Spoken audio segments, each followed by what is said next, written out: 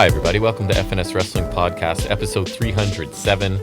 Back down in the basement with my teenage son and co-host to talk about another week of professional wrestling. We'll go through Dynamite in depth, NXT a little bit, main roster, maybe a touch, news, rumors, trivia. The usual stuff. Banter here, timestamps to move to whatever you want.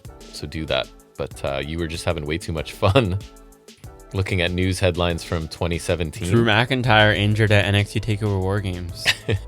We're not breaking news. This is just from 9 years ago. I should do that if we ever slow news week. I should just start reaching back. Yeah, doing random ones. Oh my god, this is so funny. This one's funny. It's Neville reportedly set for WWE return. Remember after he walked out? Right. That didn't happen. Did not happen. Did not happen. Go back in time and bet on all these things. That's a funny one. I just saw one with James Ellsworth. I remember him. The chinless one. I love no chin music. I was just trying to. We were talking about this before we went on the air, and I was trying to remember Madman Fulton's name in TNA, and I could not. Was Madman Fulton? Because I saw the Sawyer Fulton. I could not get there somehow. But indeed, yeah. So your week, you've been working. Mom said your manager's hurt his back or something. Yeah. So you're picking up slack for him, which is good, I guess. So fun. And I'm just gearing up for summer vacation. It's really fun. I love it. Working full days, eh? That's how it's done. Many times. That's how you do it. Back to back did not feel great though. No. And then I don't know what else is. Oh, we're in the midst of car shopping, which is luckily it's all funneled to your mom because they are relentless right now. I mean, I'm not surprised. I am a little because I don't remember this being the experience last time we bought a car. Last time you bought a car was pandemic or something because ours is 2020. So it's not like it's been like. Yeah, that was not the pandemic was great, but we got early on when no one was buying anything and they were desperate to sell cars. And we got a great deal. I like the one. And then later on, everyone wanted a used car. I think they were impossible to find. But we should keep the one we have. I like it. I like it too, but it's getting old. I'll take it. We need. I'm sure you will. You don't want to be paying for a car. Trust me. I guess you'll see. Well, no, yes, but no. My dad, when I bought my first car, because it was a standard, and I couldn't even drive standard at that time, he test drove it for me, and he liked it. A 1990 Volkswagen Jetta, really good condition, super basic though, but just got around good and whatever. So, anyways, he's like, "Yeah, I like it. You should buy it." And he said something like, "Congratulations on your first car. Prepare to never have money again." Basically was his thing. He's like, "Yep, it's great, but now you find out." Yeah, that's the main holdback here. Yeah, financials. Just win the lottery or something. Get rich. I'm trying. This podcast start making. Get me hooked on lottery tickets. Let's see how that goes. Am I to assume that you're saying that all the money you've made up from doing this podcast for 5 years hasn't paid off a car yet? It hasn't. No. That's crazy. Close though. Not even paying off my tuition. Not paying a dime, just because it's something to do. But anyways, I don't know. Anything else you want to discuss? I don't think so. Seems like the week where. Oh, I thought of something else that might be out in the bingo card. Oh, I think in some form, I don't know. I don't think it's on there already, but I think, and it's only me, I guess, says I don't think this one will be as long as usual, or I think this will be a shorter one, or whatever. Do you say that a lot on air though? I know you. Just say that stopped to myself now. I think I have because I know you say it to me still, so that's why it's like I don't know if I register if it's on here or not because I just know you say it. Well, we'll ask our listeners. Do you remember me saying that? Because I feel like I do a lot. But anyways, I say we start talking about wrestling. Yeah. First segment: news and rumors.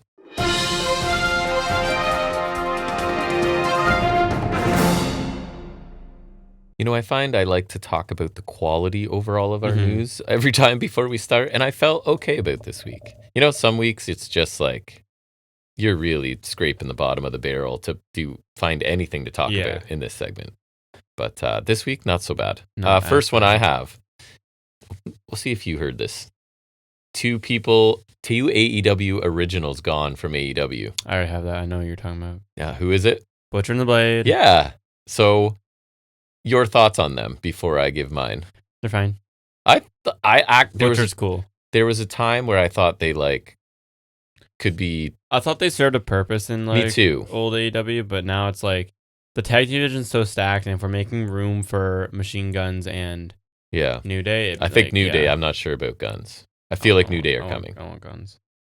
But I also feel like their tag division outside of a few teams wasn't a big focus a lot either. Yeah, and they're solid, but their style's not as AEW as some other teams, so it makes sense that they're not there. But Butcher we thought was pretty entertaining. Yeah, he has a cool look, I thought. Yeah. So go ahead. That's still one of yours. You see about the retired championship? No. Retired WWE championship, you want to guess? They're retiring a championship? They just retired it. Women's tag? No. Is it women's? It's not women's. Oh. Like tag teams, ha ha ha, only half joking. Like they could get rid of those if they really wanted to. It's okay. NXT. Oh. Speed? No. North American? No. What else is there? This one's like long dormant, but it's officially retired now. Oh, Heritage Cup? It's Heritage Cup. Oh. Yeah. They finally retired it. It feels like it's been dead in the water for a while, so I'm not surprised. Like, actually, I'd rather it's gone than the way they crappy, yeah. did it. Stax was literally champion, and then he featured the TNA International title on TV more than that. Right. Yeah. And then they like got rid of the rounds and stuff. They did. It just became a trophy. It'll always be the Noam Dar Cup for me. Yeah. It was Noam Dar's thing. He should just, part of his gimmick should be like demanding it be restored. Yeah. Give him something to do. He was the best at that, but those matches were always kind of hit or miss, I thought. Well, like, they worked better in NXT UK when you had no commercials, but once they switched over to main, I thought that's when they really fell off. Me too. For sure. And then it was just another match. I always thought, like, idea of carrying a cup as the title was also kind of stupid. I thought it was kind of funny.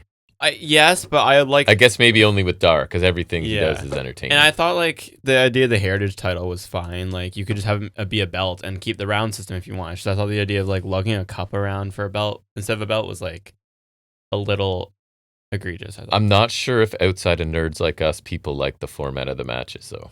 That's why I thought it was good for NXT UK, because the only people who really cared would even bother. Yeah, it was just different, right? And I don't know. It worked for me. Yeah, I mean, I'm not surprised it's gone. I'm surprised it wasn't gone sooner, if anything. Right. And yeah, like, I don't know, I was looking at Man, was I hopeful you were going to say yes when I said speed. I was so hopeful for a second there. But then I was kind of like, but that would be a men's and a women's, probably. Yeah. Right? It would be. Yeah, and like so I started the to cup doubt had an it. interesting lineage, because there was A-Kid was the first champion. I don't know what happened to him. He's just disappeared from wrestling entirely. Like him and Kaiser. Right, gone. There was him, there was Bate, there was Dar, there was Fraser. Bate also disappeared. Is this a curse? Yeah, I mean, and Pete Dunne was also in NXT UK. He's gone, though. I don't know where he's at. This is a trend. Yeah, Mark Coffey I always thought was a weird pick when gals were babyfaces. Right. Oh, yeah. Dempsey made sense, and then Lexis King was a weird one as well. And then also, obviously, Bull Dempsey? Yeah. Do you remember him, or is that I before do know your who you're time? talking about. It was a little before my time, but I know who you're talking about. It's a deep pull in NXT. Oh, there was also, I forgot Tony D held the cup. That bothered me too. I didn't like that one. I think he's a Grand Slam. He is. Right? The first? Well, okay. So. Oh. He never held the Cruiserweight title. Now, I mean, granted, he couldn't. So. But. It was technically around when he started, and he technically didn't hold it. But then, okay. Now, I would say... So people starting now don't have to get that? The Cruiserweight title? Yeah. I would think not, because that's the thing. It's the fact that it existed when he was... Yes, because the Grand Slam requirements... Like, Shawn Michaels is a Grand Slam champion, like but he never held the U.S. title. Sorry, but say that's that again. because...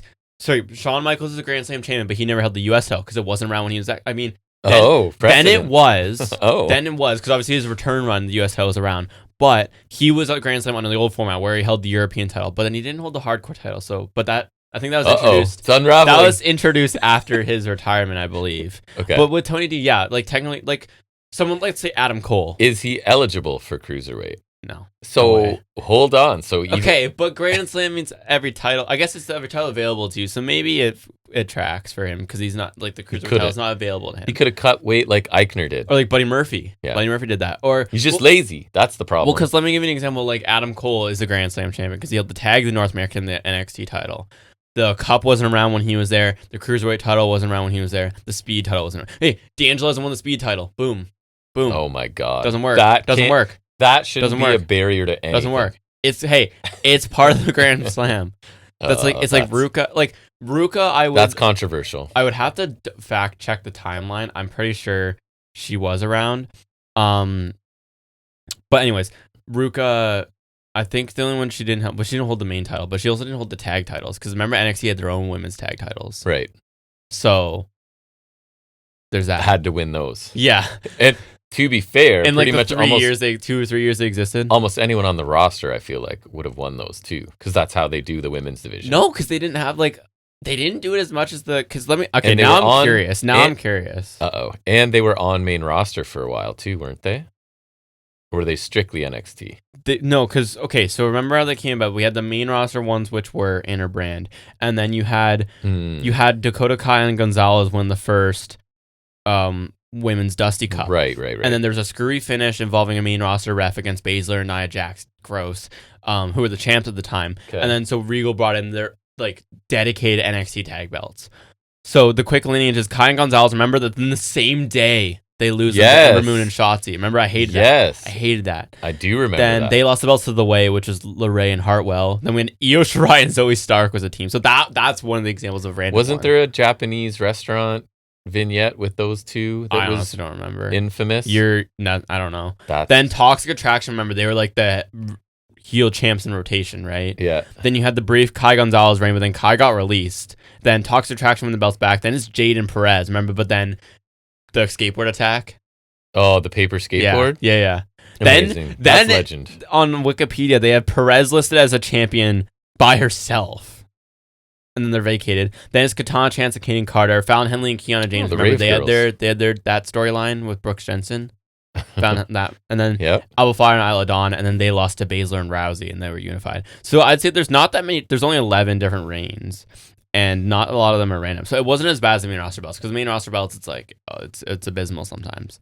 Zoe Stark and Io Shirai bond over sushi. It was a thing. That's just giving me the same vibes as like O'Reilly and Wagner in the Woods. I remember it being. I think you're on the right track, actually. It's like a similar idea. I'll save it. I've got it ready. We can watch it on break quickly for our own amusement. No, it's okay. I miss Von Wagner. I do too. Don't we all? Come Tuesday. He was a lot to talk about, at least. He was good content. Say what you want about Von Wagner. I always talked about Von Wagner. We always had something to say about him. I did always have something to say about Von Wagner. Did you hear whose contract from TNA is up? Myla Grace. Would it help if I said they're likely to end up in WWE? It doesn't help because actually, sorry, it does help because then you know at least they're decent. And that's how we know this works. They're going to affiliate themselves with TNA, and it's going to be a direct freeway for any talent worthy just right into their system. And so my thing is, people say this criticism about AEW that they're just siphoning off New Japan, and I can see how it seems that way. But to me, there's a difference because it doesn't feel like they would feature Okada or Switchblade when they were in New Japan just to get them integrated in AEW, and then you're gonna sign them. You know what I mean? It feels like when they were using Hendry when he was still in TNA. Remember we had to question if he was under TNA contract still. And even here's the thing, I think even if they are doing that way, it's like WWE is just we've formalized the process and we're not hiding it. This is literally what we're doing. Another one of my stories, just to sort of piggyback, because it's the same idea, is independent talent being pulled off shows, right? Because they're in they're WWE ID people. Yes. And it's it's Dreamwave Wrestling had 4 people pulled. 4 ID people? Isn't the whole point of the ID thing is that you're going to go to WWE, but you're still in the indies? That's... But again, it's them being yes, this is how we're siphoning off talent and we're doing it. They're kind of very upfront about it. I think with AEW, it doesn't feel malicious. I hope they're not doing it. People. Yeah, I hope they're not. But with WWE and TNA, it feels...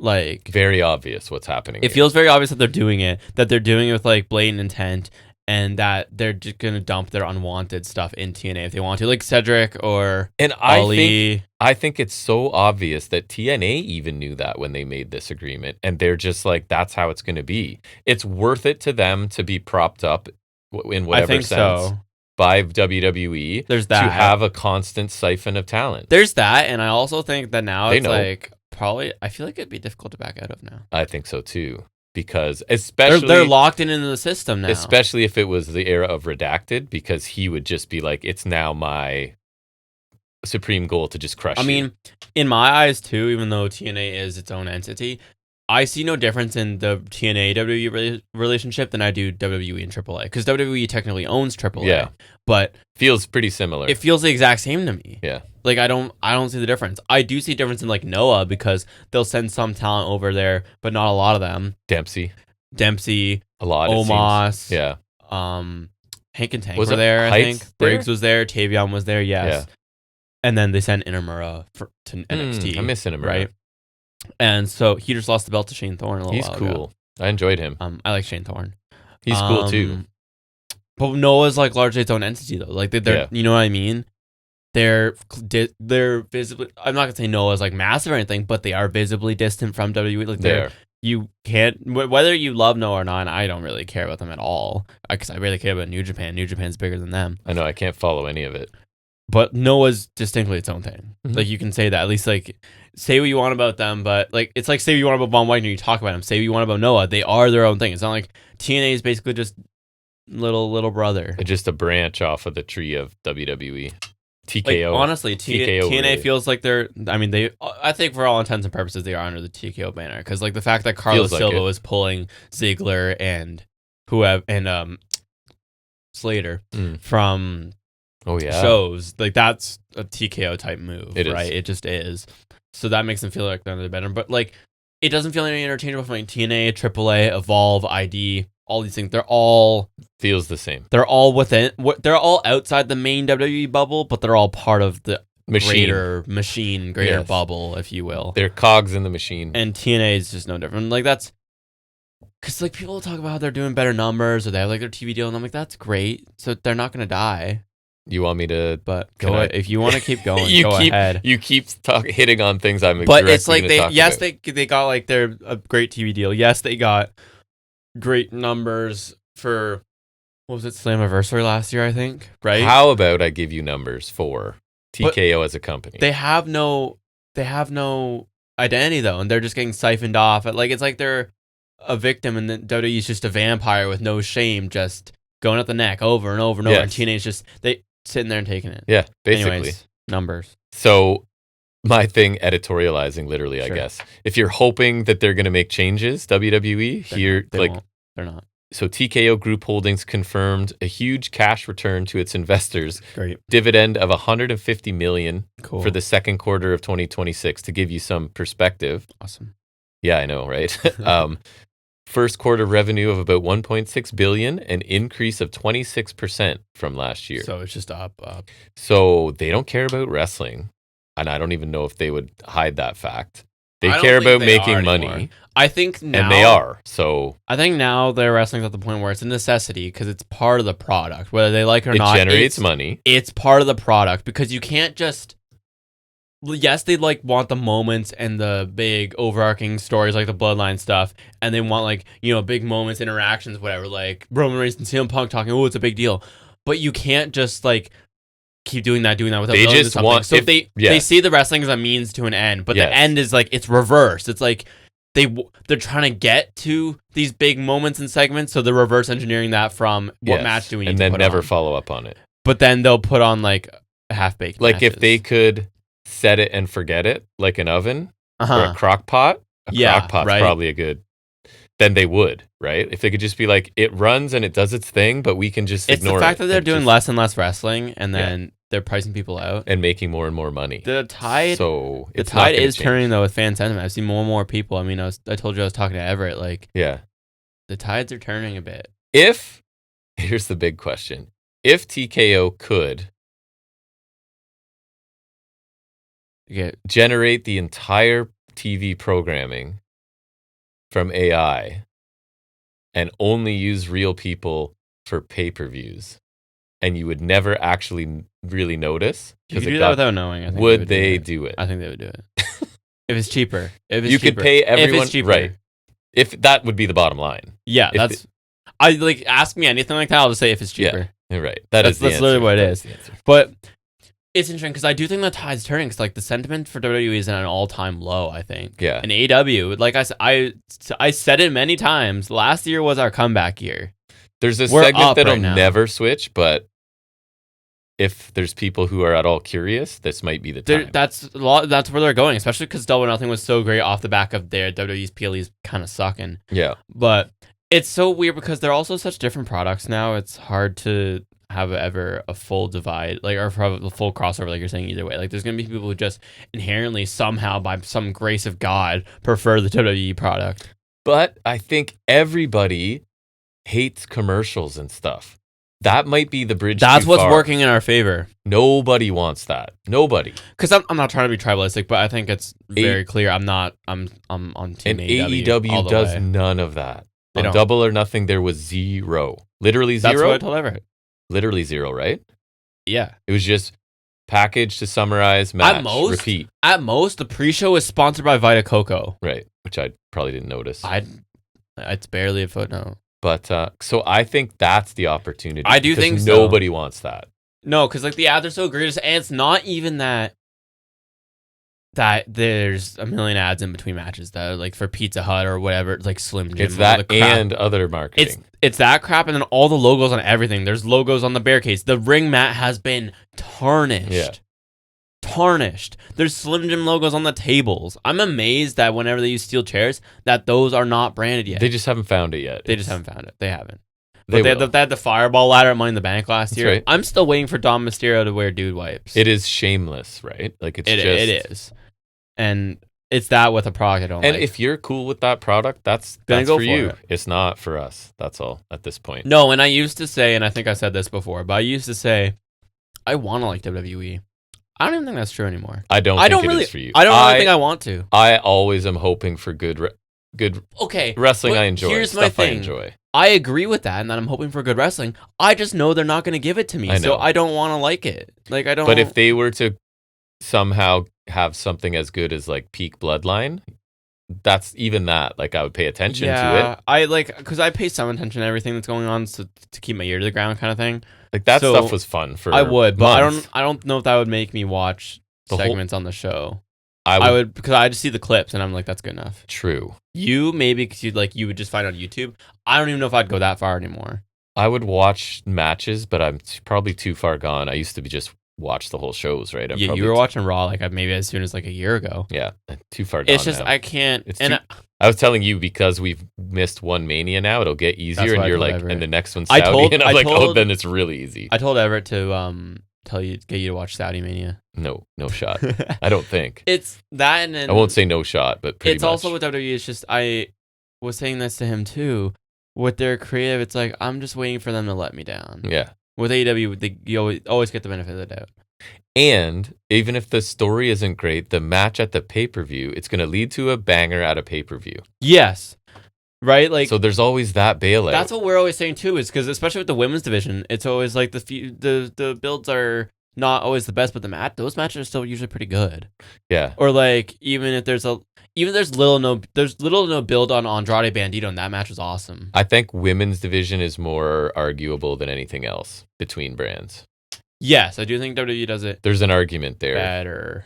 Yeah, I think so. In terms of see, that's us give a major concession. Yes, maybe not in terms of like not always in terms of story, because not all their stories are great, but in presentation and presence. Yes, that's what I mean. Like presence, visibility on the card, absolutely. Like percentage of their programming. Match quality, maybe not. Agree. Sometimes stories, I think it's probably slightly in favor of WWE, but not as like one-sided as you would think, because again, like let's not pretend like WWE, like the Cargill Ripley feud was terrible, right? Like that's bad, but the presence of it, they try more. The presence of it was better than any of the AEW women's feuds this year. Because granted, yes, that feud sucked. Like any segment I saw, it sucked, and no, I don't know who liked it. But it was visible. Like it was more. It felt more of a big deal, right? So there's us saying something in WWE is better than AEW. We have to refer to this clip a lot. Me not wanting to say anything nice about this is one of the things you need to like clip out of context now to put on the like a short on 307, 24 minutes in. We said this because it's just to the point where I don't really want to like them anymore. It's also because the company's proven to be so money hungry and immoral. It's like, why would I want to like this product? I agree. So it's that too. Take as many as you want, because I think I just right. And I dropped the Lego guy's head on the ground. So good job. I'll look for that. MJF was pulled from an indie appearance. Not Not a TNA situation. He apparently hyperextended his knee during the match with Roosh. Apparently, it's not too serious. I also have that, and it's not going to affect any creative plans, which is good. That's what I had exactly, yeah. So, that sucks. I don't think I have any more. Okay. That was my last one. Interesting. Belief within AEW is that Mick Foley's going to wrestle again.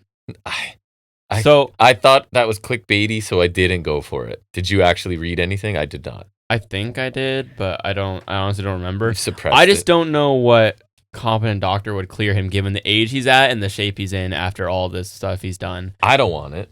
He seems like a notch down from Flair where he doesn't know when to quit. Although, unlike Flair, he doesn't tend to act on it. He's just like, oh, maybe I have one more match. Maybe I have one more match. Yeah, he might never. He might not. Just talk. I don't care if they use him for segments or commentary or whatever pre-show crap he's been doing, but let's not do this. Yes, I'm on the team not do this as well. I don't know who is on team do this.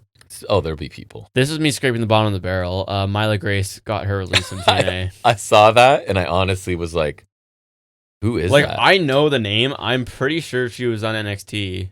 Yes, TNA. That was my instinct, was she came from NXT. Let me look up quick. One of the ones that they She's got. Irish, so I'm pretty sure she was on NXT UK. Oh, really? I'm pretty sure. She's been around that long? Yeah, she was on NXT UK where she lost to Amal. I miss Amal. French Hope. She was kind of dope. She was all right. Okay, she had several matches on there. I feel like she was just an enhancement talent, though. She doesn't. I mean, I was going to say she doesn't ring a bell with me, but that's not. She could have been Hulk Hogan in NXT UK, and I would be like, who? No, she was. No, in your defense. Hey, I like this. Go ahead. She was one of like the 15 white blonde women they had there. Yeah, they had interchangeable like C tier. It was like her, Zaya Brookside, Eliza Alexander. Remember, we were trying to remember her name because she was Suplex Millie. Heavy. Suplex Millie. She didn't do that many suplexes. Shout out to Suplex Millie. She did not even do that many suplexes. Ironic name's even better, I would say then. It's not. What was her real name? Millie McKenzie. Yes. But they changed her name because it was Amelia McKenzie after. She'll always be Suplex Millie. To me.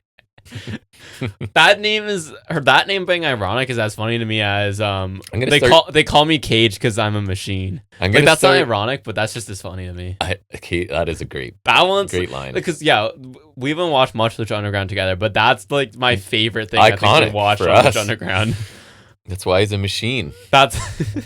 It's like how it works. Like, I need to quote that, start quoting that to people out of context. It's one of my favorite wrestling lines of all time. I think I'm going to start to use Suplex Millie as like a replacement for cursing if I like stub my toe. Like, Suplex Millie! I think that's going to work.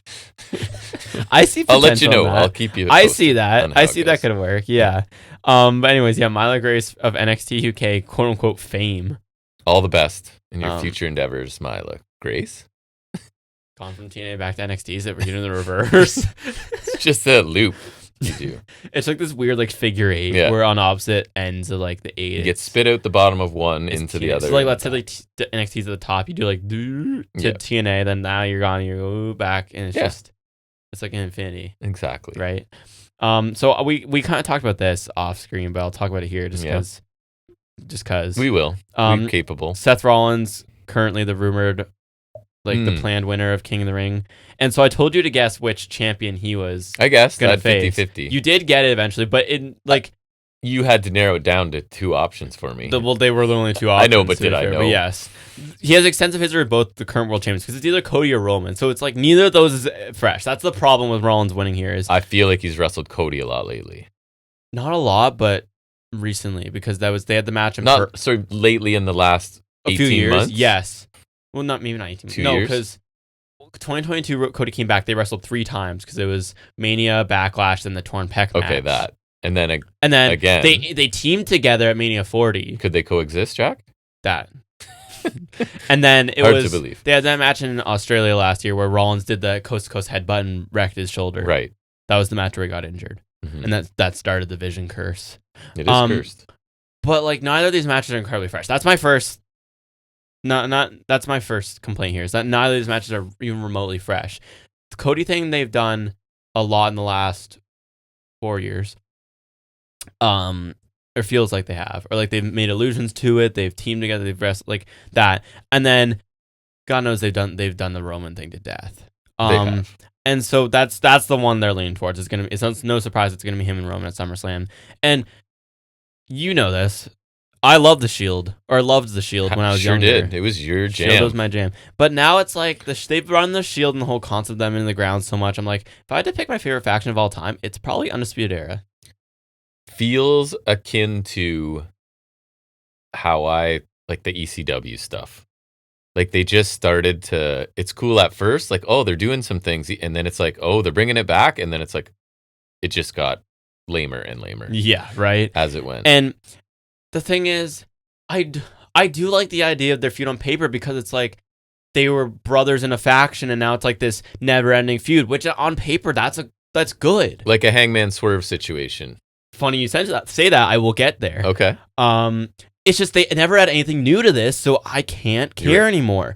My first example was at least each time we've seen Swerve Hangman, which admittedly is only a couple times, but they add new layers to it. Like you had their first feud where Swerve just wanted his spot, and then it escalated more personal. He went into Hangman's house, and that drove Hangman to insanity. So then their dynamic switched, and now Swerve's the babyface, Hangman's the heel.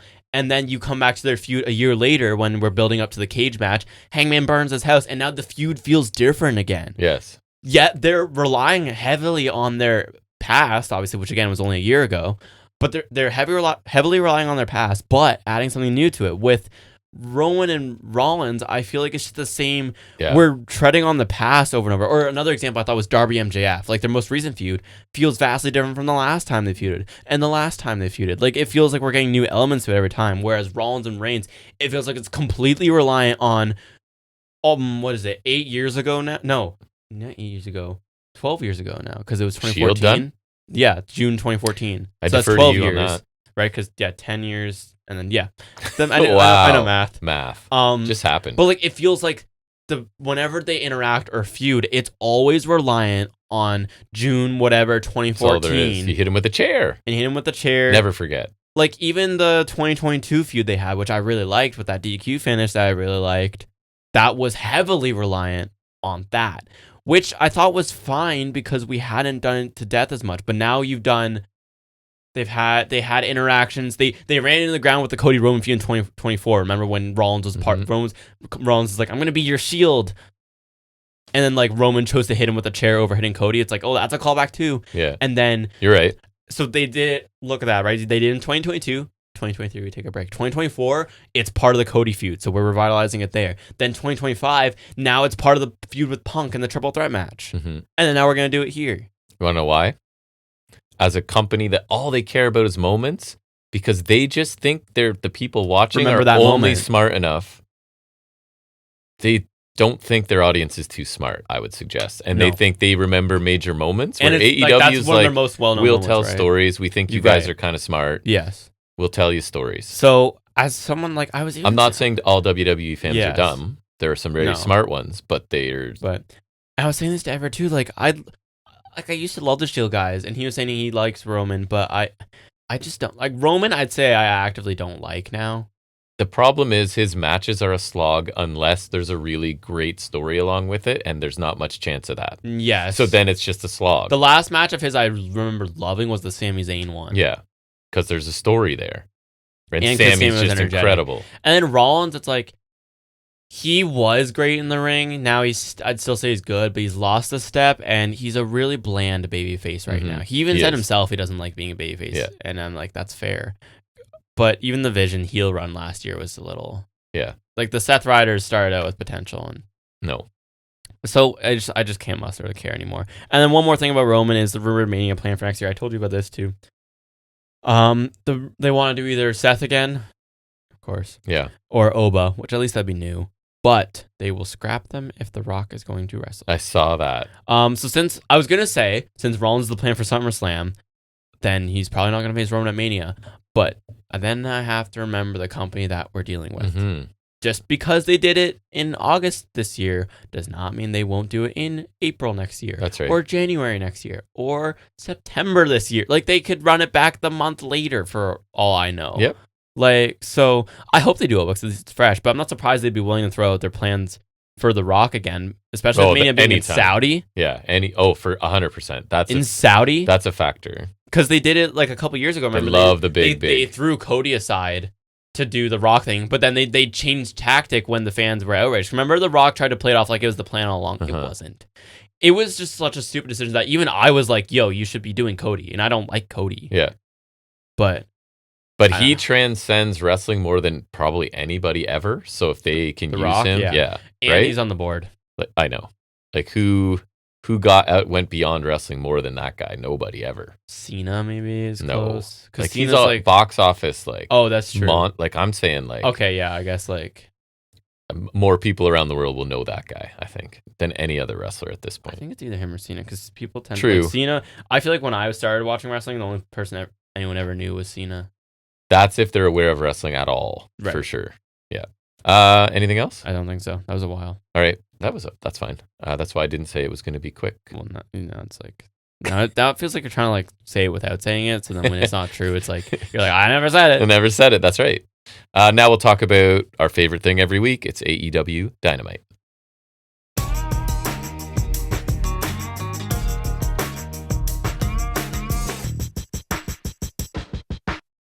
We have not talked about Dynamite very much. I don't think so. I was very happy with this episode. I agree. I will say that. I feel like we'll talk about it obviously, but the match quality I felt was very great this week. Very happy. I was talking up the main event to Everett because I thought it was great. Yep, me too. I think he said he watched it. Yeah, because that's what sparked good talking episode about Davis, to watch. because Davis is a hoss, a beast.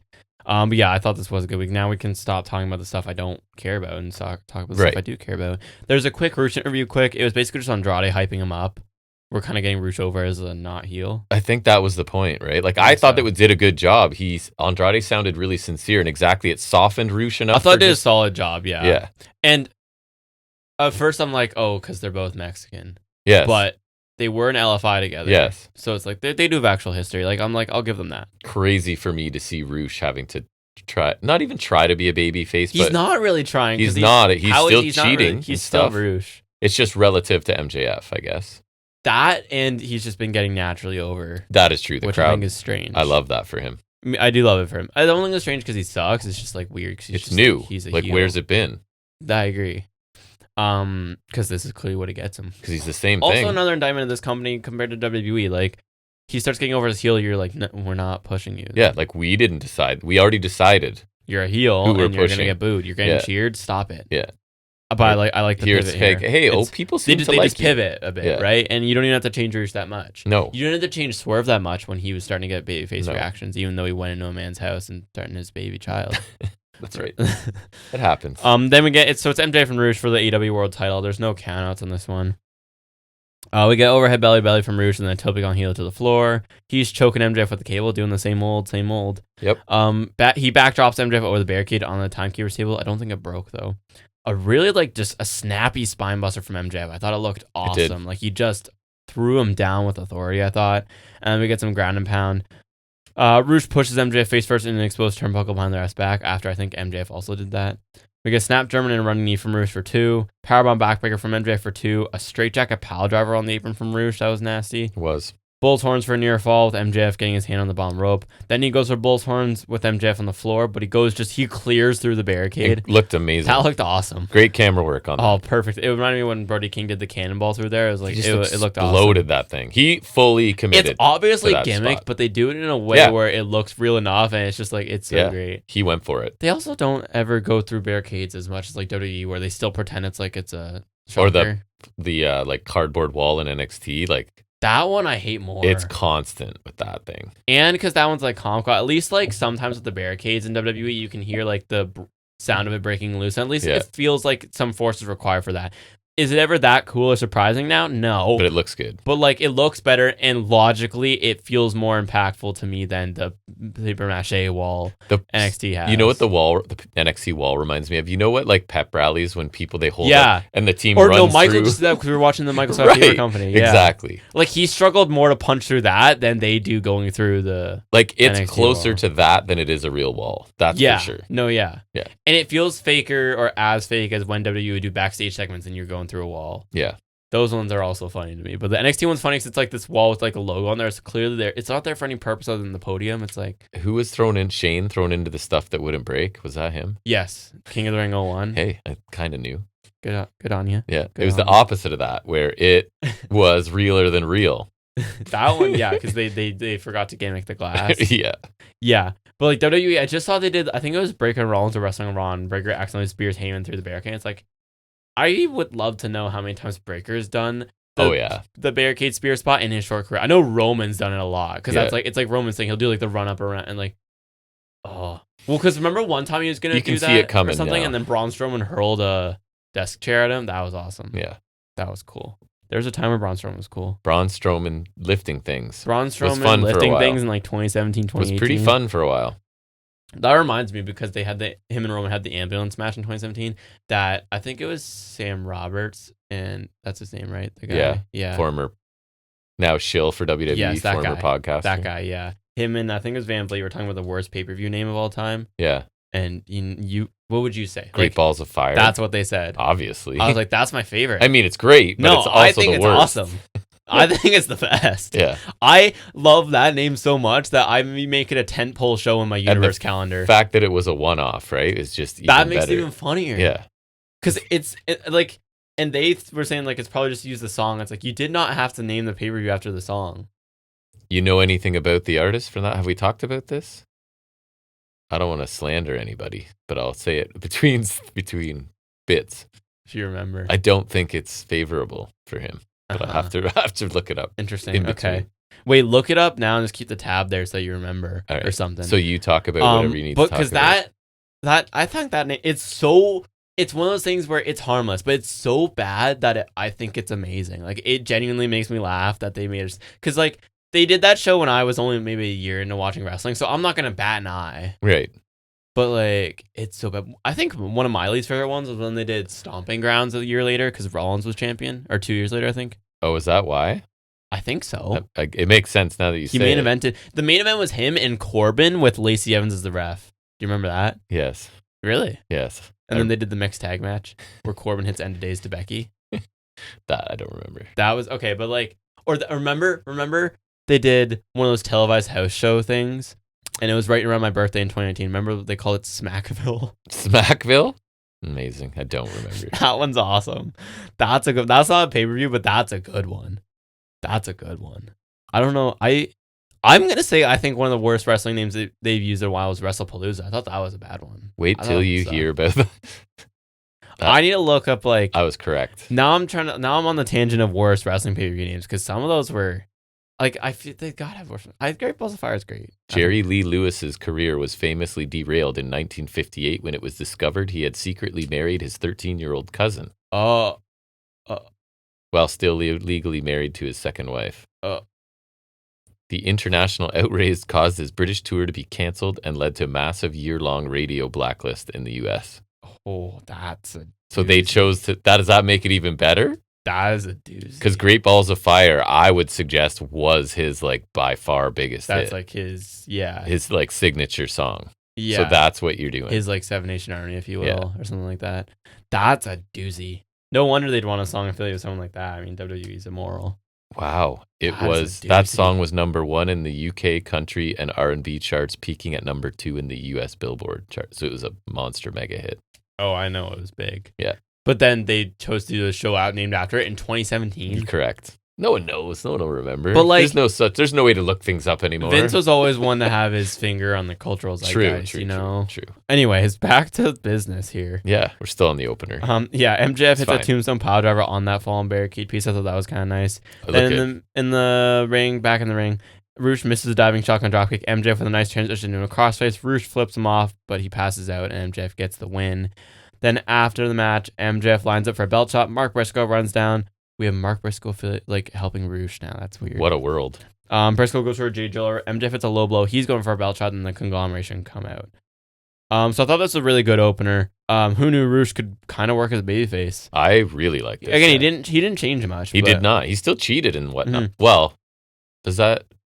It was no countouts. So yeah, technically he was cheating. It was no countouts. Not no DQ. I think you mentioned this off air when we were like watching the match. Again, I think MJF deserves so much credit for allowing Roosh to look this good. Oh my god, yeah. It's in Roosh my got notes a lock too. in here, right? Yeah. Or he got not lock in here. Got a lot in here. Yeah. I have MJF helped him look like $1 million. That's what I literally have written down. He's getting super over. Really fun match. Some good back and forth. I thought there was a solid story told with MJF going after the arm. I thought the bull's horns and then the clearing through the barricade was awesome. The power driver on the apron. Really good match. So I have what was it, Ciampa Darby as my like. That's your match right now. TV match, but this was like a tier below that. I thought this was awesome. Ciampa Darby is probably your TV match of the year right now. Yeah, and I thought this was like below that. That's like in a year, there would be years where this might be in. I really enjoyed this. I love Roosh. I don't know if I'd go that far. I'm biased, so I loved him. I do think that's probably but like this doesn't feel TV matches as much like this doesn't feel like in the echelon of last year the TV matches I like was Speedball Fletcher. It's not. And then Ospreay Takeshita. But it's always like, it's a tier below all those for sure. But I really liked it. I would even say Darby Ciampa was a tier below those two. I'm biased and love Roosh. So he just got a ton here and he looked awesome. And the crowd, you're right, has connected with him just sort of out of the blue. Mm-hmm. So I hope that the whole like he didn't tap out is a sign that they're going to keep using him, right? Because they kept him strong. Yeah. And he was booked really strong in this match, and as strong as he could be in the finish, defiant, wouldn't tap out. So I'm hopeful that carries over. Give him one of the mid-card because of course he's not winning this. No, even just like presence, and eventually, or at least contender for one of those. Yeah, you don't have to give him everything, but he's great. I like this, and then we rolled right into our next match, which is Mark Briscoe taking on Blackheart, Lio Rush. So now we're back instead of in the same match, we have Roosh and Rush back to back, just to make my life miserable. And so the conglomeration are like leaving as Rush makes his entrance. And so they're doing, so there was this bit on Collision where I did see. So I showed you this because I thought it was so funny. It was important. And so basically this bit, it's after the conglomeration, I think, retained the trio titles against the Callous Scrubs. Because I think it was Archer and Roppongi Vice. Please. Why would you sully 307 with Roppongi Vice? They're cutting half of them. They're cutting a promo. And well, I'll saying to you later, because in the main event interference, there's Beretta and Clone instead of Romero, and I was like, "Aren't you glad it's Clone?" That's an upgrade, right? Yeah. I was like, I miss El Clone. Remember, he was on fire earlier this year. Us. Anyways, back to the point. There was a segment they're doing like a backstage promo or the conglomeration, and they're saying whatever, and then Roddy just is yelling, but he's like, "What the hell is that?" And then they pan over, and it's like Lio Rush with a rainbow umbrella. He's just like, "The rain." And then he starts like creeping by, and Orange Cassidy's just like, stand still. If you don't move, he can't see you. He's just like and then he said he just made that up, but like it actually works. So then they're calling that back. Like, I thought it was so funny. I've watched that clip so many times. I thought it was so funny. This is the type of humor I am fine with. It's dumb, but it's so funny. And Lio Rush is so good. Because he commits to the bit so hard. I'm all in on this. Me too. Officially. He commits so hard to the bit. Like I was telling you, he's been keeping kayfabe up with this. There's no other person I think that could do this at all. Because he's such a small dude. The gremlin type thing works. When he runs, like does the dog across around ringside, and he looks like a people pop for that now. I know. Because he was like chasing Briscoe around the ring at one point, I think. Yeah. Yes. But so like he's making his entrance, and so they're standing still. And then they start walking, and then he turns around a couple times, and they freeze. It was very entertaining. It was so funny. I loved it so much. I saw the clip of it, like, because we didn't watch Dynamite Live this week, right? Because you had pickleball. I did. And so I saw this clip already, but then even when we're watching it, it's awesome. So funny. It's so funny. Like, I'll say this after the match, too. I want them to put him in some angle. I want to see what this character can do in like a meaningful feud. Like if it was a feud with Briscoe, I want to see them do something with this because it's really funny and entertaining in these little bits. But I feel like there's something they can do with this. And he doesn't have to win. Even was one of my not necessarily. No, I will go as far as say as I'm interested to see what they do with him and Action Andretti because they were a team and like there's some because. That's my other note is that he's wearing crew gear here. He was, and they pointed it out too. They made a post. He made a post too, and he was with the crew theme song.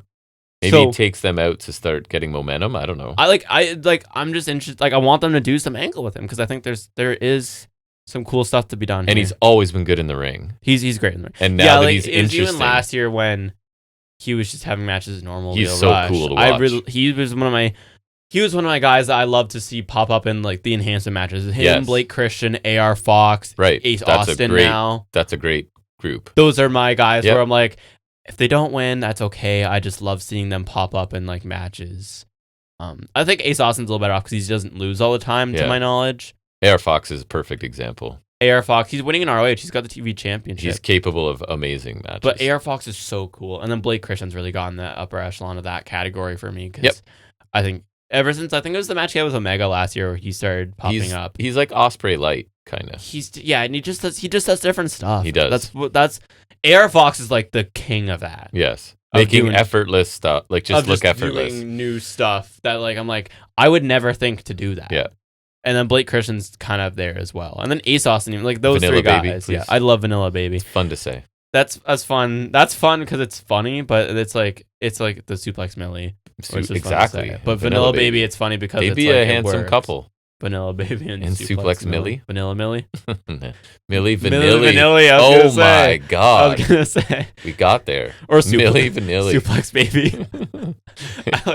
I like Suplex Baby. Yeah, that's what they need to be. Anyways, Rush is saying we've got to tell him, and he goes and whispers something Briscoe's ear that he doesn't like so good. Just the just the little things he's saying. It's like I have no idea what it means, and I have no idea if it's going anywhere. But it's just interesting. I'm not saying this just to like rip more on WWE. You can check my record. I always said Danhausen's not for me. I get people really like him. This to me is fun and funny. This is the kind of humor I want. It's funny because it doesn't feel like stupid all the time. The whole thing doesn't have to be a joke. Yes. And it's jokes even too strong, where the whole Danhausen thing is just a joke, right? He is a walking joke. But with Rush, I feel like it does take suspension of disbelief, obviously. But which if you're watching wrestling, man, you kind of have to commit to that. Suspension of disbelief is like the bottom floor, really. Yes, it is. But barrier for entry. With Rush, it's like, we've been kind of saying it too, it's not supernatural. So your tier to get in on the belief thing is not that high. It's not as high as you would think. He's just like He's broken. Just a mentally unstable guy who's he can think he's possessed by this like demonic goblin thing. Yes. That doesn't mean he actually is. And he's pulling it off and disturbing enough. Like if you're Orange Cassidy and another group of guys who are all bigger than him, you're still like, I don't want to deal with him. Yeah, like totally. Leona was scared of him in the Stadium Stampede, right? He's super he's unpredictable. So unhinged, and he's like, yes. If he's mentally broken or believes he's this, I just don't want to deal with him. He believes he's this creature. Who's to say he's going to abide by rules? Obviously, he ends up doing it in these matches anyways, but It's like... No, it's fun. It's still great, right? And it's not like, it doesn't feel like a joke, and it feels like you could believe he's genuinely a guy with like a mental disorder, and whether that correlates to anything actually supernatural is not... I hope not. Defined, right? And then like... It's funny because he is the source of like these punchlines, right? But he's not... It's not... Even though we're laughing at him, we're not laughing at him like he's the joke. No, it's just stuff he's doing in a really... But then it's that when and then I think what made the segment last week so great is because you have the conglomeration being the straight man. Yes. So that's what helps too. Yes. And it's just, I don't know, it just doesn't feel stupid. It's super interesting to me. It's so and we gave it time. Like for a while it was like, I'm open to it, right? Yeah. I'm not committing. Now I'm committed. It's just entertaining. I had so much fun. Really like I'm going to put him on my short list. I need to edit my short list because I haven't put Takeshita Okada on here. Best character, I think. Best character. Even though it's like, if it's got legs, which I think it does. Tag Team of the Year was Jet Speed ? I'm just going to get rid of that now. I guess you have to. Best character, Lio Rush. Because, I mean, come on. It's just, even though it's not as fleshed out as other characters, it's just great. It's just unique, man. Like, this is... He has to feud with Ciampa over the Blackheart part, though. That's what we have to have happen. I mean, Ciampa hasn't come for it yet. He's not using it yet, so maybe. I only have one segment for best of, and then the worst of is Triangle of Madness, because when sweep every category. When we do, although Tekla will win other stuff probably. She could probably be Women's Wrestler of the Year. Best on the mic for women. If we separated it, yeah. Oh, we don't. I don't remember. But anyways, what was I gonna say? Oh yeah, when we do worst of. When we do it, it'll happen. Sisters of Sin are like sweeping. Yeah. Worst tag team, worst. I'll pick one of them. I'll like flip a coin for worst female wrestler. I'll just pre-record you saying your bit and then just replay that every time. We need to get like one of those sound decks or like the soundboards, and it's just like, and the worst women's tag team is eat a snack. I'll just be here with like some popcorn, and then yeah, right. But yeah, I don't know what else I was gonna say. I need to do Takeshita versus Kazuchika Okada. Double. This should be a between segment thing. Should be, but I just didn't want to forget. Anyways, back to business here. It's Briscoe and Rush. So yeah, he whispers for something in his ear. We get scissor kick through the ropes from Briscoe and the blockbuster on the apron. Springboard stunner from Rush for 2, and then they were like, they had like a shout off. Yeah, they did. They just were yelling at each other for a bit. It was kind of fun because Rush was slapping him, and then Briscoe was yelling back, and then Rush started doing his weird yelling. It's so. And they're both nuts enough for that to be to make sense. Yeah, a little bit. And in a wrestling context. Then they're trading, and then they're trading strikes. Briscoe gets the upper hand. We get a cutthroat driver for the win. Always happy to see that. I haven't seen him bust out. I like that it finished too, just because it should. Just for a change up, yeah. And then after the match, Briscoe's cutting a promo. He talks about losing his brother in for January. A long time. Man. It was a bit of a promo, yeah. I like Briscoe on the mic, but my God, man. Yeah. He lost his brother in January 2023. He made his debut on Jay's birthday alone instead of celebrating together like they always do. He's got a lot of anger and rage to bury down, and AEW's been his therapy, but it's still deep down in him. But the conglomeration filled the void for him, and he felt the joy of being a pro wrestler again. But then he crossed paths with MJF, and he's never hated a man like he hates MJF. MJF knows what happens when they get in the ring. He mentions the tables and tacks match, I think, last time we were there. And it felt good when MJF went away. Then he popped back up and the anger came back. But the difference is now MJF has something he wants, and he wants the AEW World title. MJF whines and complains until he gets opportunities. But he's a grinder, and he's calling MJF to prove he's the best. He tells MJF to quit being scared and give him a title shot. Yep. I'm not going to lie. I quite enjoyed this match, too. I thought it was really entertaining. I liked the match. It was nothing crazy. No, I thought it was fun. Like, Briscoe got a solid win, and Rush continues to entertain me and amuse me by just committing the bit so hard. It just works, and I just hope he does something more notable because I want to see him actually do something. And the Briscoe promo did overstay its welcome. I did like it just because it was super heartfelt, and like I liked it, the painted overarching story. It just felt like it did go a lot. I felt we went a long way to get to like a simple destination, kind of That's like fair, I'm still mad. And now you have a title. I did like it. We could have cut it was well said. Yes, I would like it. Chop 2 minutes off of that, put it back on the match. But I do hope we get a pay-per-view match with him and MJF. Yeah, I do too. I think he deserves. And it's just a nice, whatever we would call a placeholder match, right? I think so. But yeah, I thought this match was fun too. Like Leo Rush is just still super interesting because this character's pretty fresh and new. Then we get Jets Be Hype package because they're going to have a match later. Yeah, it was cool. Against each other. Then we get Tekla speaking. She rips everyone from Stardom and how everyone there made her sick, so she had to take them all out. She did get fired from Japan, so now she has to do it all over again. She says the Triangle Madness has 3 jobs. Blue has to win the Owen, which I was like, that's kind of contradictory because then they would have to wrestle, but then Tekla, I guess, would be like, you're laying down for me. I hope so. And then they split. Sure. Yes. And then Hart has to get her TBS title back. No, she doesn't. And she has her sights set on Forbidden Door. She says whether they come here, she has to go there. She'll close the door for good, and she's not declaring war on Stardom. She's declaring death to Stardom. Then she climbs a ladder on the stage because she's under the Forbidden Door logo where there's a Stardom logo, and she like spits on it. I thought that was funny. I thought this was great. She's just leagues ahead of the other two. They thankfully didn't do anything. They don't do, but they still suck. And I like that they're doing this because it adds a bit more, like feeling to the interpromotional stuff for Forbidden Door. Like it gives us more of a reason for the interpromotional matches. It ensures we have some. It helps with that interpromotional flavor because Forbidden Door has been losing its sauce. I feel like a little bit, yeah. So I like that they're doing this to like work something in there. Like they're actually doing a bit of a story bit here. So do you think a Stardom person wins?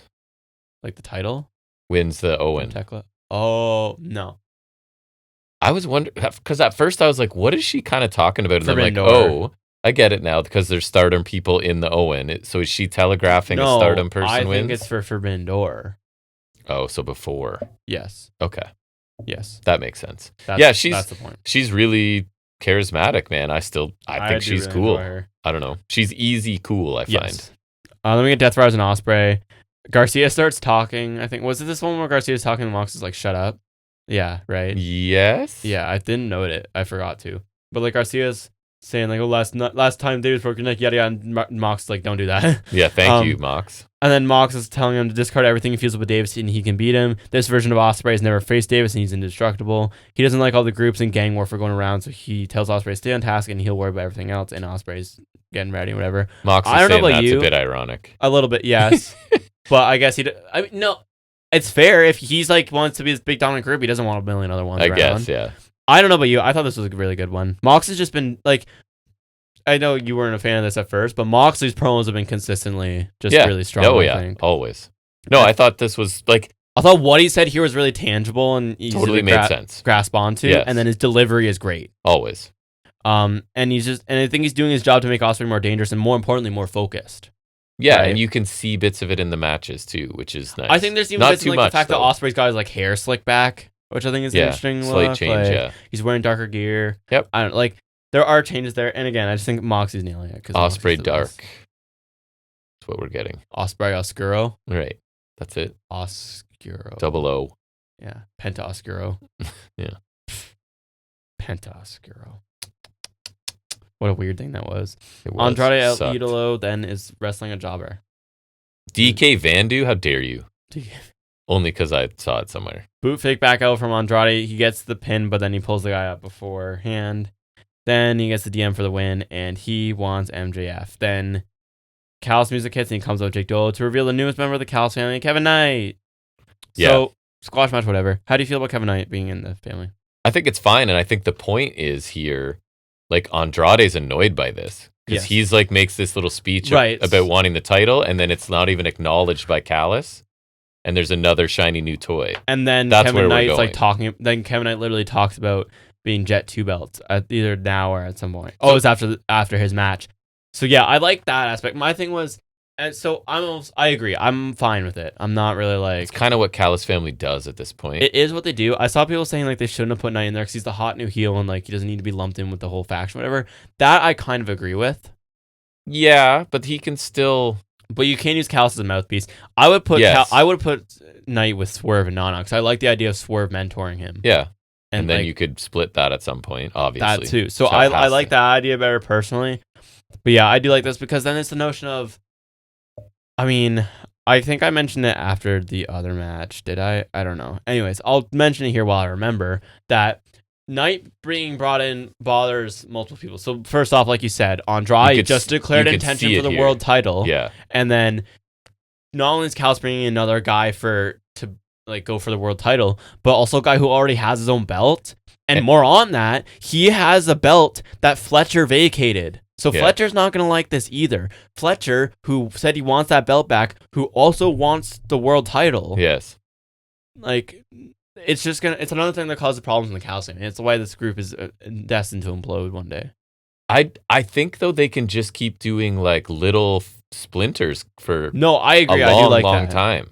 I do like that. And he just keeps, it's like a business. You can always keep the bottom feeders there. Yeah, like and then you keep... Cage, Archer, right. RPG Vice, maybe Doyle. And you just rotate in other guys. Hellclone. Yeah. It's kind of how it works. The upper echelon of that faction will be like a revolving door. Yeah. Because right now, it was like Takeshita, Fletcher, and then now it's like Okada, Andrade, Fletcher, Kevin Knight. It just changes slightly here and there. Yeah, so I don't hate the decision. I don't think it was necessary per se, but we'll see where it goes. Then it's Kevin Knight's and Speedball Mike Bailey for the TNT Championship. It is. Jet Speed implodes. They do. Speedball steps off the apron with a roundhouse, then he hits a springboard corkscrew moonsault to the floor. Back and forth, the Knight goes for a leapfrog. Speedball catches him midair with a hook kick, and they're both down. That looked awesome. Did. Knight knocks Speedball off the ropes when Ellio's attempting the triangle moonsault. Knight with the springboard goes onto the floor. Moonsault knee drop from Speedball, and then a roundhouse kick for 2. Thrust kick, spinning kick in the corner from Speedball. Knight jumps up for Hurricane to cut off Ultimate Weapon, and then one hell of a tilt roll backbreaker for 2. Absolutely folded Speedball. Looked awesome. Folded him. Like, it was fantastic. I thought it looked awesome. Doyle distracts the ref because he was ringside with Callis. Callis crotches Speedball in the corner. We get an avalanche spinebuster from Knight, which was interesting looking. Then he hits like a flat out Uranagi, kind of rock bottom-ish, not quite. for the win. So maybe a new finish there. He does hit it with impact. I think it's kind of basic. Didn't they slip? He slipped at the end. I think the spinebuster, yes. I think that was a plan B, was the whatever thing he did after. I don't think it was. Because he did that to Speedball last week. I think it's them trying to implement a new finish. Okay. I thought it was. I was wondering at the end. He decked Speedball with the mic last week, and then he hit that exact same Uranagi. So I think the Uranagi was intentional. It's like the spinebuster wasn't super clean. He's come up 2 weeks in a row now. Lars Sullivan's thing, kind of. Freak accident? Yeah. I could see what you're saying. Yeah. A little bit there.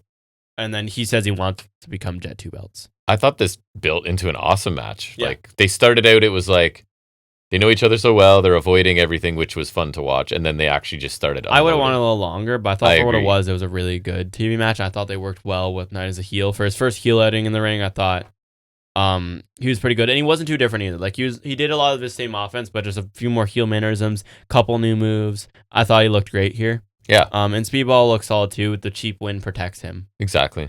Which is fine.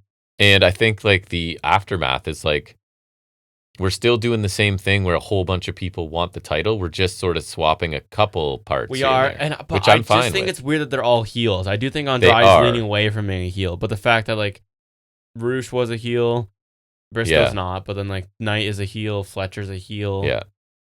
It's weird to me. Yeah, it is. Then we get an interview with the dogs. Connors talks about they took a Cope and Christian last week. Then they did a new 5-second pose, and they have a shirt. Then they beat the Guns. They have drinks and kazoos to celebrate. The Bucks come in, and Nick talks about how annoying they are. And then they ask who let the dogs out. He also said, "What the dog doing?" Did he? Okay. Said it like that. Yeah. I think it's a reference to something. I'm sure it is. Matt says that the new guys trying to make an impression. They've noticed. He says the issue is they think they're next in line, but it doesn't see the titles going off Bullet Club's worst leader, or going to Bullet Club's worst leader and Team Hangman. I thought that was kind of funny. Yeah. Matt says they won CMCP and they can wrestle tonight. Finley says the number one contenders wrestle when they feel like it and they walk away. I thought the dogs amused me a bit, and I enjoyed their work last week, so I'm interested. I think this could be a good match. I thought the Bucks had some good lines. I think the niche for the dogs is like be annoying. Like there's always a spot for like that just annoying. Like DX did it until they got heels, and they're just like annoying but funny. I think that was heel Bang Bang Gang back. Agree. In the day. That's the vibe I want for dogs. I think there's a niche for that, and it's not being filled. Well, because I need Jay White to come back, and I want heel Bang Bang Gang. Because heel Bang Bang Gang is that they're the best at it. They're an awesome group. But the Jay White's just not here. But I agree, sets up a match I want to see. So fine. MJF interview in Ice Bath. Right. I didn't make a note of that. He's shocked Briscoe wants a shot because the title is not for people like him. It's for winners and top guys like MJF. His word's the law and ain't nobody saying otherwise, so he tells Mark to stop asking. Yeah, he's trying to... It was solid. He's trying to posture like Briscoe doesn't deserve it, but we all know the real... I think we're supposed to all... That he doesn't want another match like... a barbaric match. Yeah, he doesn't want to... He knows what Briscoe's about, and he doesn't want to go there again. Yeah. And so, I guess the payoff, do we have to get to a stipulation match? Preferably. I think so, right? I think match for sure. Match for sure. Maybe. Preferably. Although they already did it, I guess. I don't know. They also already did a normal match, though, so. True. Could really go either way. Yeah. I mean, I don't think we do Texas Death. I could see it being a ladder war since it's like an ROH thing. Yeah. So it's in Briscoe's wheelhouse. And they just got to get there somehow. The only reason I say they don't do ladder wars is because that's what they did with Briscoe and Fletcher in Australia.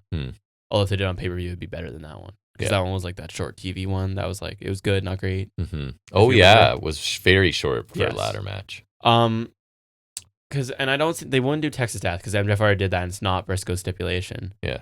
So maybe dog collar? I guess. Because think about it. Not my fave, but yeah.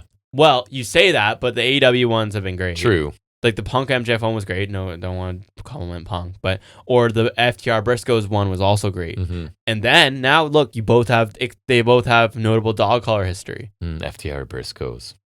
The Tuesday Falls match was my favorite. Oh my god, yeah, those matches are amazing. Yeah, but now I think I like the first one the best. You did, I think. Yeah. But yeah, I think the dog collar match that might be the play because it's a barbaric match that they both have history, and so it's not like it wouldn't be like Texas Death where it's clearly because it's not MJF's wheelhouse and it's Hangman's he wants his match against MJF. It's this one. It's in AEW's MJF's match, but Briscoe had the one in ROH. Yeah, if MJF thinks it benefits him, we can get there easier. True. Right? Or he's like, if you want to go barbaric, let's do one where I've won. No, he lost. Still. I think if I keep you chained to me, you can't be jumping off stuff and going to get tax and stuff. In theory. Right? I can rein you in. I don't know. Yeah, we can get there. I like it. Anyways, then it's Alex Windsor versus the wild card in the Owen Hart women's tournament quarterfinal. Crazy how a mystery person can wrestle all those matches to get to the quarterfinals, but I know, right? It's a war of attrition. And it's, as predicted, Mercedes Moné. I saw headlines and stuff like that it was no reaction, but I thought it was a reaction. I made a note that she got a good reaction. There was a reaction. So that was my thought. I got excited because her garbage theme was gone, and then I said, I don't know if this one's better. I don't think it is. It's not. Right. It's not. Okay. Because I couldn't tell during the entrance, but then I literally made a note after the match. I heard it better. I hate this theme song too. Bad to worse. I feel like I have like bass boosted on it. It felt more like, I don't know. I hate it. And then it really annoyed me during her entrance because I couldn't tell if people were chanting CEO or if it was the theme song, because she always had in her theme song so that people would chant it. Right. So then I had to figure it out. Chicken egg scenario. Except I know which one came first. But no, it wasn't her theme song. It's like, her theme song's terrible. I hate it. And so I spent the entire match trying to figure out if she's still a heel. I think she is. I didn't think she was at first. Guess Windsor is a face. But and Moné's still posturing like a heel. And then she was grabbing the belt after. She doesn't have any other. She's kind of... We don't know that, though, because she was a heel the whole time. She was a babyface at the beginning, to be fair. I don't remember. She's pretty Randy Orton-ish. There's not a vast difference between her heel and face. That's true, but I feel like in WWE, I could tell the difference. Maybe not. Moné gets the bank statement locked in early, but Windsor eventually gets out. Meteor from the apron from Moné. We're back on it. What? Three Amigos from Moné. That seems to be like the other thing she does. Yes. She goes for Three Amigos again. Windsor counts the third and some sort of pump handle drive for two. That was cool. She didn't get the hand underneath. It, yeah, but she still pulled it off. Corner Meteor from Moné, which they did kind of like that trio Wolf foot stomp spot. I thought that was kind of neat. Mm-hmm. Sunset flip powerbomb in the corner from Moné, then backstabber in the bank statement. Windsor taps. Moné advances. I thought it was like a good competitive match, better than a lot that we get on Dynamite. And it's a big thing of returning megastar to them, right? I guess. I thought it was good. I thought it was solid. No surprise that it was Moné. Kind of figured it was going to be her. I'm just curious what the original plan for her was, since Willow was supposed to be in this spot. True. So that's a curiosity for me. She looked solid. She did all the usual stuff. Yeah, Windsor, another good showing. Do you have her lose? Oh, Willow? No, Moné now. Oh, now I don't know. I'm just curious what they would have done if she wasn't in the I know, but I'm wondering now. I don't want her to win it again. I'm not going to lie. So she got a huge reaction. I thought maybe she's a babyface via her return. But then she kept her submission on after the bell and held up the belt. So it's like she's still a heel. Yes. But then it seems like she's going to face the heel Athena in the finals, where the winner faces heel Tekla for the title. Like, they're doing the thing I saw in the men's division. I was just going to say that. Same as men's division. They're consistent. It's the heel era. I just don't like it. The heel title change era. But then are we really going to have her beat Athena again? Although Athena, I think, could go the way of Roosh, where she's a heel, but she gets naturally over because people love her. Mm-hmm. I could see that happening. Yeah, that could happen. And because, I really think it would have been Willow to win this, because the fact that the heels are front runners to win this is weird. Yes, because Tekla is super heel. Yes. Then we got a Callis O'Connor interview. Renee talks about Knight joining the Callis family. This is where I made a note of the Fletcher thing. Okay. Because Callis said everyone's talking about them and he's a gold magnet. He says Knight will become the greatest TNT champion ever with them. And he says Davis is going to put Ospreay in the ground tonight and win the Owen. He says Okada got screwed. They won't stand for it. Okada says Takeshi has nothing with the family and he wants the international title back. So sign me up. So I thought this was interesting because I couldn't help but notice Callis said Knight would be the greatest TNT champion of all time, which is the thing he and Fletcher always said. So that's got to be, again, another issue. That's going to be another point of contention. And then I said, give me Takeshi Okada again. I don't care.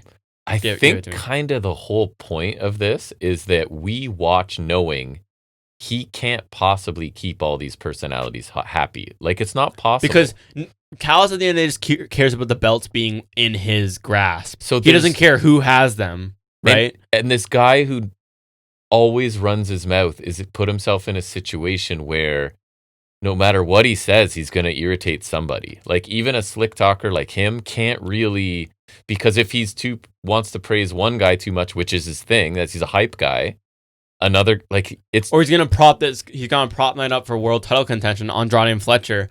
and maybe even Okada are like, what the hell? And the enjoyment is we're watching knowing like this is how it is. It's not sustainable. Right. But he thinks he can do it. Because as far as he's concerned, he's got all the big talent in his group. Him, it's like, instead of like picking guys that are slotted in different tiers, he's just trying to hoard all the best people, right? And you can't. Because then you get things like Okada You're right, and Takeshita. It's not sustainable, and we know that before he knows that. Then you get interactions like Okada and Takeshita, where it's like, they're gonna, those guys are at a similar tier from the same background, they're gonna butt heads. And that one slowly built, and I feel like Andrade's they just turned the burner on there, right? Yeah. So I think it's a vehicle for some cool stuff. So I agree. I'm okay with it. And there's different levels that you can do with it too. Yeah, exactly. Because there's so many people there. Yes. Then we get Ciampa promo. I don't know. He's took out Jericho and he'll do it again, and he's gonna beat up Jericho if he comes back. I don't know. He cuts a great promo, but it was good. It was good. I feel like this was like the flimsy reason that I took out of this was while you were gone, I got here. Like, okay. It's just I don't want this for Ciampa. I know. So maybe I'm being extra nitpicky. Like I give bonus marks to Rush's match because I love Rush, and I'm sort of taking stuff off of this because we hate Jericho. I love Ciampa, but I don't want him to do this. Me neither. There's no good that comes of this. Like what? We always say best case scenario, Ciampa's no worse off. Right. Best case scenario. He's the same as he is right now. Best case scenario, Ciampa's stock remains where it is. That's what it is. That's the chafe. Right? That's the best. That is the chafe. Is it on our list? Let me see. You were talking. It's catching on. I think, well, yeah, because shout out James again. He mentioned the chafe. Ghost Jam talked about the chafe too. It's catching on. It's sweeping the nation. The best case scenario is you stay the same. That's the ceiling on that chafe.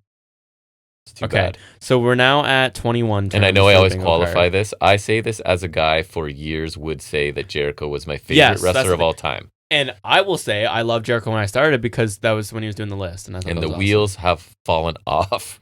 I feel like he's been like trying to pedal his bike without wheels for the last like 2 years at least. Yeah. Because like Learning Tree was abysmal, awful, unwatchable. Jazz was largely pretty bad. At least for a while, they had potential, and then just never went anywhere, and nobody gained anything from it. And now we know better. And yes, once we got enough evidence of that, yeah.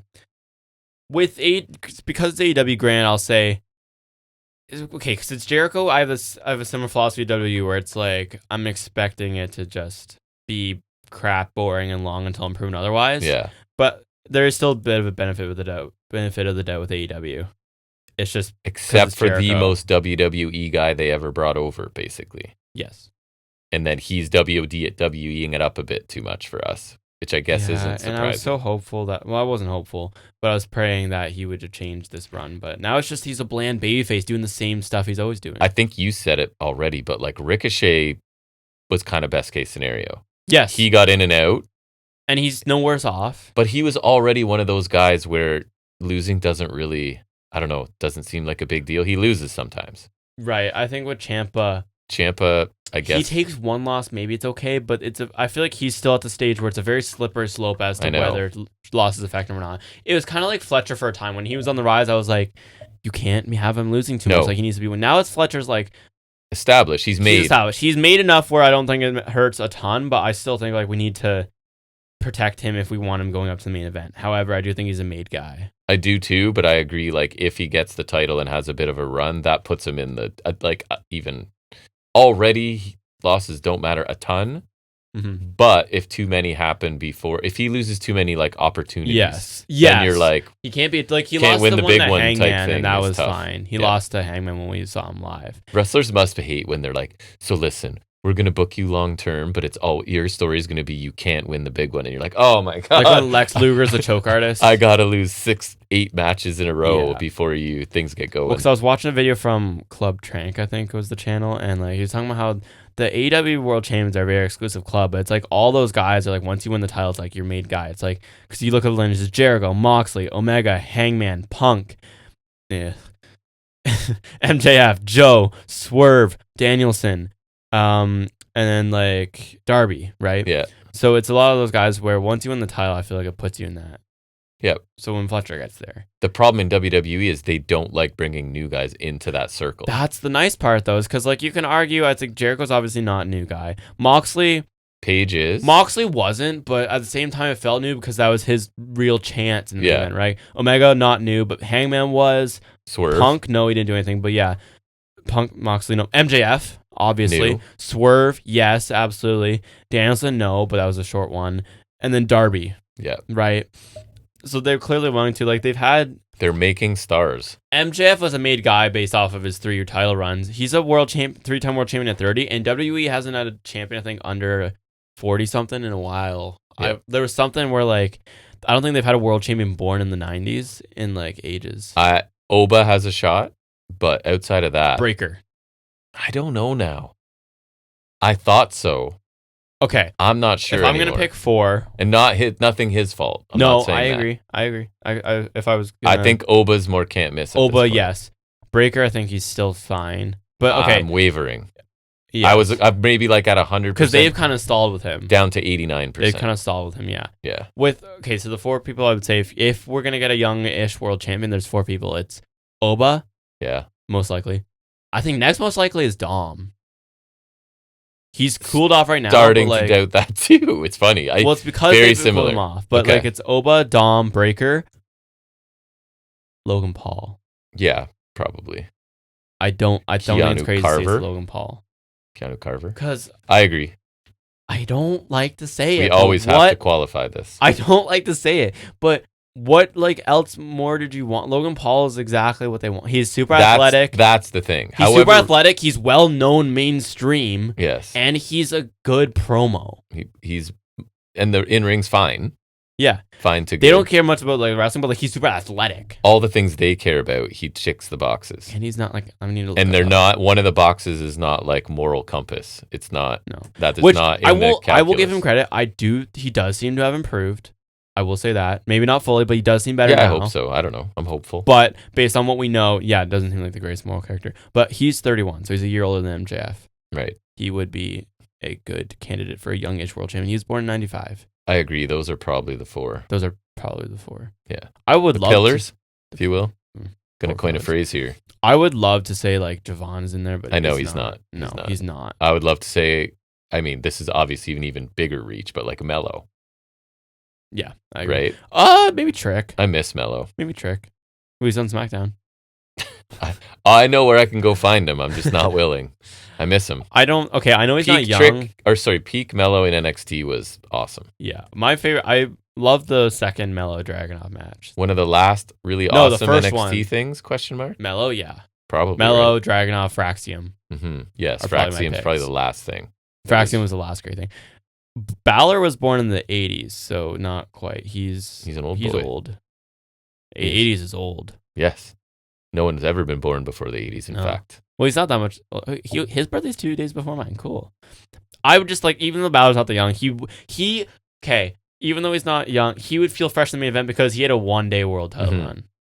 He's Grand Slam champion by 1 day. He just smacks his head against that ceiling, that guy. Yeah. He can't break through. Oh, he got traded. I forgot to mention my news. He got traded to SmackDown. Congratulations. Another thing I said ever, they're not taking the belt off Cody. No, ever, maybe. Well, when they do, Cena or McIntyre, it goes back to Cody. Yeah. Especially with McIntyre. That's it right. was so transparent that it was going back to Cody. It bothered me. But I was like, it wasn't surprising. So I don't know. I would love for someone new to be there. But like, who knew is really going to break through? If it's not one of those 4 guys, I don't know. Anyways. I don't see anyone either. We got all this way from Jericho. We did. Anyways, it's Ospreay. I feel like this has been a show of digressions, not in a bad way. I enjoy it. I'm having fun. Yeah, me too. It's Ospreay. It's Davis. It's the men's Owen Hart semifinals. It's a rematch from their match like a month or 2 ago where Davis won by ref stoppage because he hit that nasty apron pile driver. There are a lot of notes for this one. This was quite the main event. It was. And main event Dunkzilla twice in a row. This was the classic. I know who's winning, but I can easily forget while I'm watching this match. I agree. And I will say, some of the near falls really got me. Or not care, or whatever the even though I knew Davis wasn't winning, some of the near falls were awesome. Anyways, we will rave about this match later. Big back body drop from Davis and a senton. Ospreay nails his handspring corkscrew kick. I accidentally wrote it was from Davis. That's not true. No. Ospreay went for a tornado DDT on the floor. Davis counters X-Plex on the announce table. That was sick. Makes me miss Pete Dunne. I don't know what happened to him. Disappeared. Vanished. Also, apparently, well, he's still alive backstage, apparently, because he had produced the Americano match. Which we will watch. Because Pete Dunne, to have the wrestling acumen he has, and let's see how old Pete Dunne is, if he were to be world For him champion. to have just disappeared like What's your guess? Pete Dunne's age? He was, 30, okay, for context. Oh, he was 21. 20? He was like 20, 21. Bate was he was younger. 21 in the UK tournament. Bate was 19? Both finalists have disappeared. Yeah. Wow. What's your guess? Pete Dunne is 34. 32. Damn. I was going to say 33 was like my instincts. He's still in his prime, and yes. they are wasting him away. They are. Wasting him away. Especially because, like, 2021 Pete Dunne, when he got, like, jacked again. Yeah. And he wasn't, like, chubby 2019 Pete Dunne. So like we do, who do we do? Pete Dunne. You could throw in Balor if you want. Johnny Gargano and a fourth come in as like the radicals into AEW. Honestly, I would take Bate. That was I don't know why I love that so much. It was such a simple little, and I know it's a trope of like, oh, they're invading. I loved it, man. Because I wanted all those guys to come and have bigger roles. Malenko being my least of the bunch, but like. I mean, really the one that panned out the best is probably Guerrero. They all he felt, probably would have panned out better if he didn't die. And then one of them might have panned out better if. Yeah. We already talked about Jerry Lee Lewis. We don't need to talk about him get into either. that one, yeah. But like few things piss me off as much as how they treat Pete Dunne. I mean, I knew it was never going to be like the biggest deal ever, but the fact that he could be like an amazing Intercontinental champion. He's great. Pete Dunne's upper mid-card awesome. heel, he's amazing. Pete Dunne's if he was in AEW, I would say he could be world champion because he's got all the tools. He could. I shouldn't say that. I shouldn't say that kind of phrase. Similar, he's got all the tools. It's similar to like, not in style or whatever, but like Samoa Joe going there. And like, yeah, of course he can be champion. Because Pete Dunne can cut good promos. Yes. He's awesome. Pete Dunne's great. And his face is so hateable.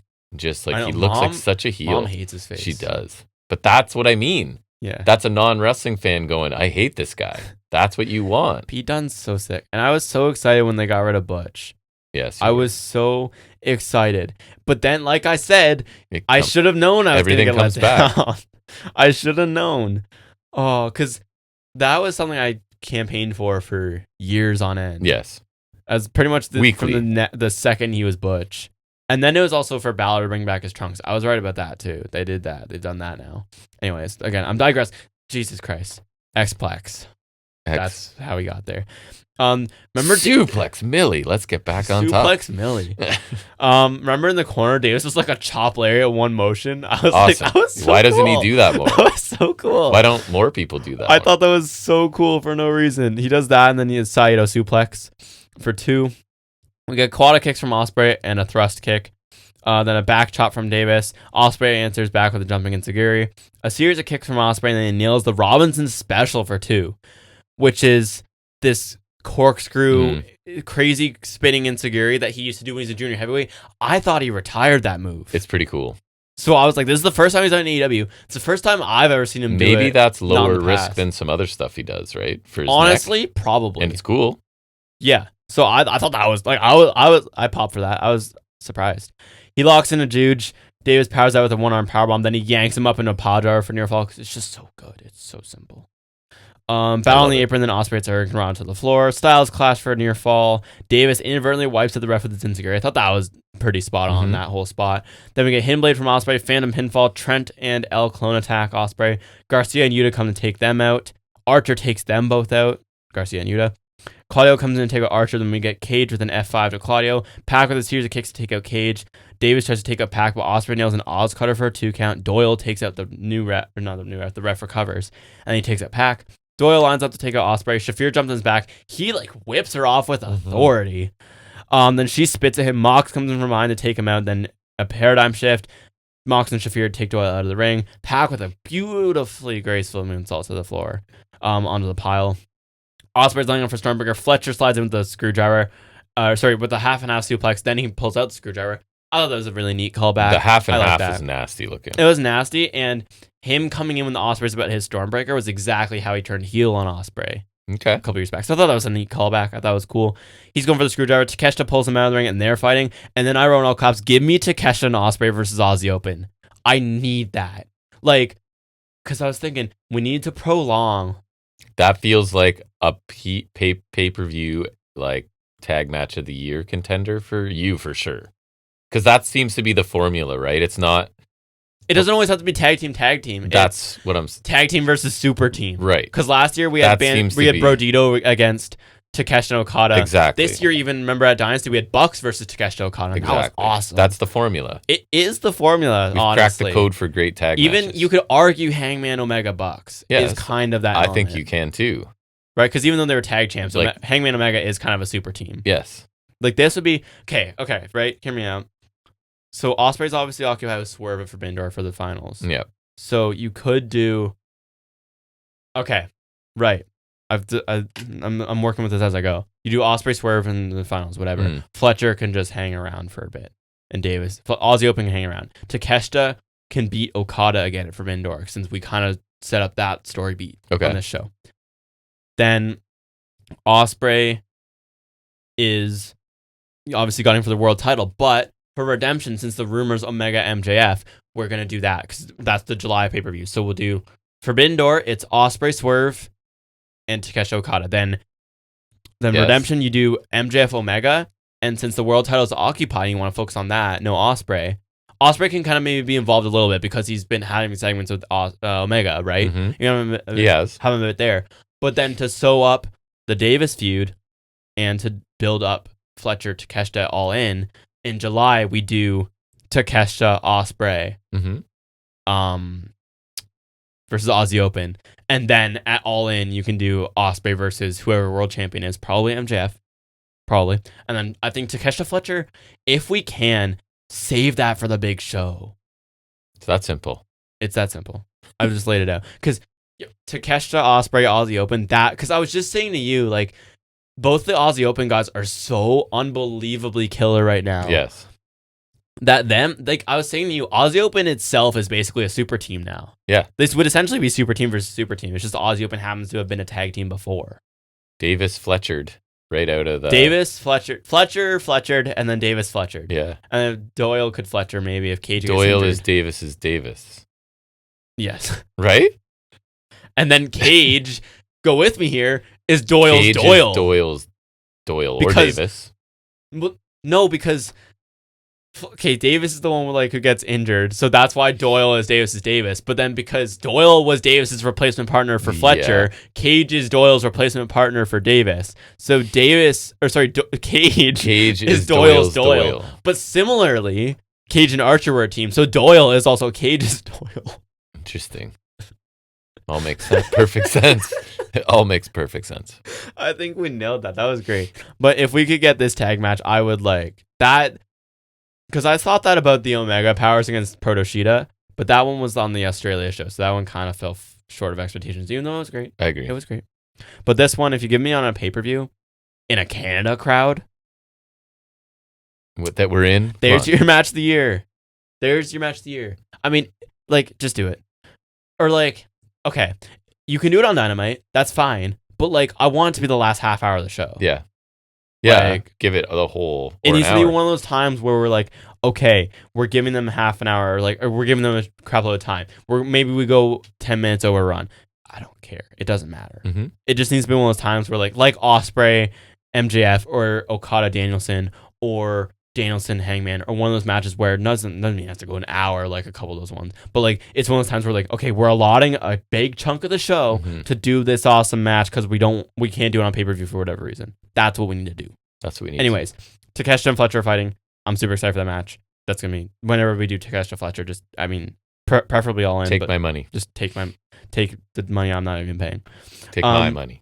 Take your money. Davis has a screwdriver, but Ospreay hits a hidden blade to the arm to knock it away. I thought that was really cool because he's been targeting the arm already. Then we get another to the face for a near fall with the new ref.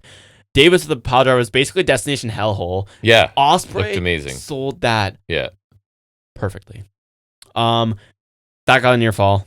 We get a float over the armbar, and Davis taps. Ospreay advances to the finals. I thought this was awesome. Probably one of my favorite team matches of the year. I thought this was fantastic. Despite all the moving parts, which sometimes bugs me. I will say it got terrific. A little bit much, but it was quick. It was quick. I thought this was even better than last week because I thought Davis Perry match was really strong. But Davis delivers again. I think Fletcher may be the bigger starter coming out of Aussie Open, but Davis is killing it this year. I think he's absolutely slept on. I think maybe not underrated by AEW, but in fan sentiment, I think he's a good candidate for most underrated because he is so amazing. Like, great bang for your buck. I think he deserves more than just the national title. Anybody sleeping on Davis right now, anybody sleeping on Dunkzilla is looking real stupid these days. Because, man, is he awesome. I like Dunkzilla's hilarious name. He's great. I thought this played off really well from their last match. And the finish with Davis going back with the power driver time again. Because Davis won with rest stoppage there, and yes, Ospreay's been training his neck. There's a little bit of doubt there. Sure. Not much. Sure. A little bit. And Ospreay changing up from last time. The match felt different. Now he has the Death Rider training and he's implementing it here. Davis is going back to the well and Ospreay's like, no, I'm improved this time. He's changed, right? I thought things, like you said, got a little bit much with all the faction interference, but Moxley did kind of tee it up with what he said earlier. Well, and it's also showing another benefit of him with Death Riders. Yes. Which I don't think he's not aligned with them. He's just getting killed by the family. And I did really enjoy it when it was dialed into Takeshita Fletcher. Mm-hmm. I like having them out there. So that was great. And I thought the ending stretch was electric. I thought the crowd was super into things. They felt like they were really biting on the near falls. And I thought they hit even though we knew Davis was losing. I thought great win for Ospreay, killer match. And he avenges his loss. And then Ospreay swerve in the finals will be sweet. Great match. I like, for me, like the book ending of this show. It was really great. Was awesome. I love both of those matches, and then I really liked Bailey Knight. Like, those are three Bailey Knight was really good. Awesome matches. I had fun with Rush Briscoe too. Me too, and the women's match was better than average, I would say. So, like, super strong show. Thoughts on this match though, if there's anything else? I thought it was awesome. Like, Davis is just a beast, and Ospreay's showing a little bit of the Death Riders influence, right? Yeah, I think that's interesting. I don't want it to take over his whole. I like that it's going to slowly, you know what I mean? It's not like we're breadcrumbing it, so to speak. He's not completely different. So yeah, I thought super strong. Mm-hmm. So I'm between 2 letter grades for the show. Yeah, I've already got mine. All right. So you talk it out though. No, I won't change mine. Okay. So you talk yours out. Okay. So like you said, show was bookended amazing. I thought the opener was awesome, and I thought the main event even better. Very much wrestling heavy as I scroll through. But that's usually a good thing. I agree. And like segment wise, Tekla was fun. Great. I thought Briscoe had a good promo, even if it was a little long. It was still good. That's my minus. It was still good. Yeah. If your minus is that it's too long though, then I think that's okay because it's still at its core a good promo. Yeah, I think. Death Rider was good. Andrade had a squash, but like that was even good because we're teasing dissension in the family. That was the point. Night Speedball was really good. The dogs amused me. MJ was great. The women's match was pretty good. Callis more stuff. Awesome show. Regardless of what you say. I think I'm gonna go an A-. I think I did an A-. I was between A- and A. I was going B+ first, and then I'm running it over. I'm like, so I was the other way. Really? Okay. And maybe just because I've been disappointed. That's fair. That's a strong word. They've been on the low end. Always because you say we're hard graders, like you always point out, like I'm always hesitant to go into A range. I know, because that's like for us, that's really good. Yes. So I thought this was our letter grades infinite. Top to what would you go above A? Like I don't know where you go from. Circle back around to Z. Z+. No, it's like ZZ. Z. We're Canadian. How dare us? First of all. Sorry. But yeah, just very fun show, top to bottom. I thought it was really excellent. Yeah. All right, we'll stop there. And it wasn't one of those unnecessary Dynalisions. It was not. I like that being just. It did go overrun, but that's fine. Overrun's fine because at least it's like. I like not knowing. Yeah. Like, oh, it's 9:58. Because remember when Swerve Omega started just before the 2-hour mark, and we're like, oh, crap, they're going to do something screwy. And then it was like a whole ass match. Yeah. But didn't they have one that did end super fast? It was Brody MJF. Right. That's what it was. Yeah. So there's a little bit of doubt at least. All right, we'll talk some trivia next. It's off the top of his head.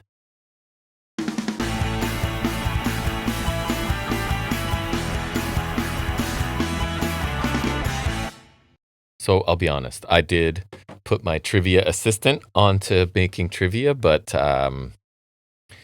even I, I liked the concept it came up with, and then when it went to deliver it, I noticed mistakes in the very first question, first time, that's not good. And the second time. That's not good. And it keeps like, oh, you're right, that's a great catch, and then it's like, I'll do, and then boop, nope, there's a mistake in this one too. So I'm going back to the Guess the Wrestler in 5, because I think those are kind of fun. And they update them every single day. So shout out SB Nation, Cage Side Seats, whatever this is. I think they're good. Former NWA World Tag Team Champion. NWA. NWA. Yeah. Ricky Morton. Ooh. Imagine that you got that. Ricky Morton is not correct. Good guess, though. Former WCW television champion. Ricky Steamboat. No? Yes. Okay. Ricky Steamboat is not correct. WWE Hall of Famer.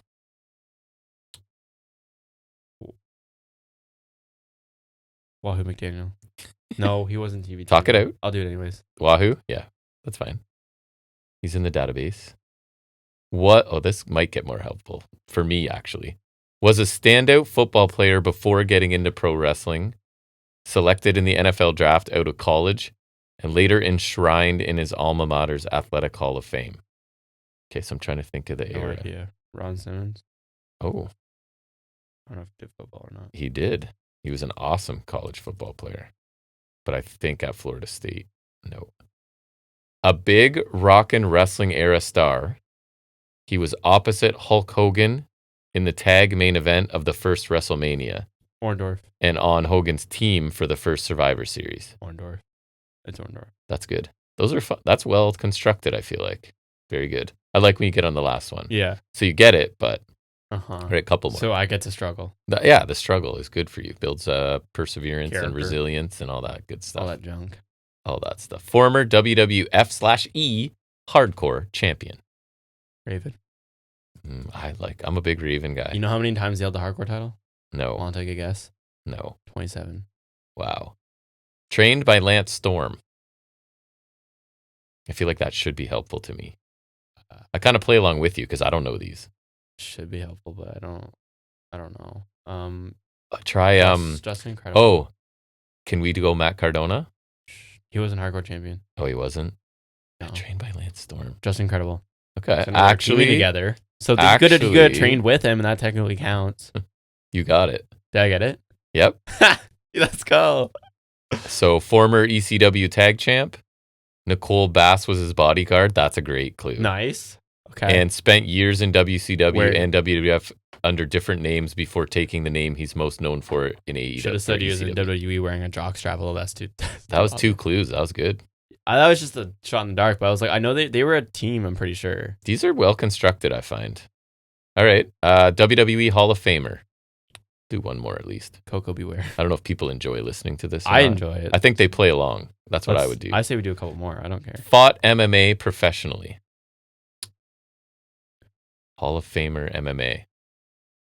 I know my guess. Is Shamrock in there? That's I don't think he's a Hall of Famer though. That's really? I don't think so. That's exactly who I was thinking. It's not him. Former CMLL tag champ. No, I was gonna say he's not a Hall of Famer. Who? Because Del Rio. I was thinking that too. Right? He did MMA, and that's like probably not in their Hall of Fame. He's not in the Hall of Fame. That's where my mind. Sorry, run me the clues again. Hall of Famer, Sure. WWE, MMA professional, CMLL tag champion. Like, I don't. Who even does MMA? I'm not sure who would be an MMA professional. CM Punk? Like, it's not a Hall of Famer. Not a professional. True. He got beat up pretty bad. Because Dan Severn did wrestling, but he would not be Hall of Famer. He would not be Hall of Famer. No. Shamrock, I thought was. I didn't think he was Hall of Fame though. Steve Blackman. The only other one I'm thinking of is no. I don't even have a guess. All right, we can not guess. Yeah, let's just not guess. It's not worth it. It's probably not fun if we just stand here struggling. Former WCW light heavyweight champion. Jerry Flynn. Was he a WWE Hall of Famer? Oh, no. Pillman then. Pillman? Okay. I don't know what this one is. No. Wrestled under his own name for 5 years before getting the anime-inspired mask gimmick he'd use for the next 30. Jushin Liger. Is he in the Hall of Fame? I feel like they put him in as like a token one. Liger? Yeah. I really don't know. This is a tough one. He's got to be inspired. It's Liger. Yeah. Very good. I would have never gotten Well, because, like, he feels like one of those people they put in the Hall of Fame, even though, like, he never did anything in WWE aside from one match. It's like, that's where they start playing fast and loose with the WWE part of the Hall of Fame. Right. Which I feel like they do when they own so many libraries, even though they don't own New Japan. It's weird. Anyways. Do another one? That makes sense why it's confusing, yeah. Liger did MMA, though. Wow. I did not know that. Me either. That's the one that threw me for a loop. I would not have gotten there. I would have thought that clue would have been helpful, but I immediately... You would think so, but then, like... I immediately went to current with MMA. I didn't realize I needed to reach back that far. That and also MMA and the Hall of Fame part, those two together are very unhelpful. Separately, helpful. Together, not so much. You love sport ball, so this clue, I imagine you'll get off the first clue this guy you'll get. Played baseball in college. I'm not even going to try. Just go. It's not even worth it. Sport ball clues you could skip. Defended, lost, and re-won the hardcore title. I think you'll get this in two. One, I guess, technically, at WrestleMania X8. Maven. Wow. Right? They went too quickly there. Too specific. It moved way too fast for you. Honestly, I was thinking of Maven right away when you said that. The fact that you said WrestleMania 18 pretty much confirms it. Clue 3 received his biggest push in WWE a year before his release, which included a win over Batista. I actually remember Is this Maven that. or no? Yeah. It is? Okay. Yeah. World Heavyweight title shot against Triple H. Returned on a season of The Surreal Life. Featured on a season. Tough Enough Season 1 winner. Currently very successful YouTube channel. Yeah. All right, I'll do one more. Fun on YouTube. You got that so fast. We'll do one more. Chikara, King of Trios winner. Well, that's not that helpful. Claudio Castagnoli. I feel like he was in Chikara. I think he was. My guess was someone else, but I won't say it. Worked some of his early matches as Tiger Kid. Sami Zayn. That was who I thought for the first one. Interesting. Former NXT Tag Champ.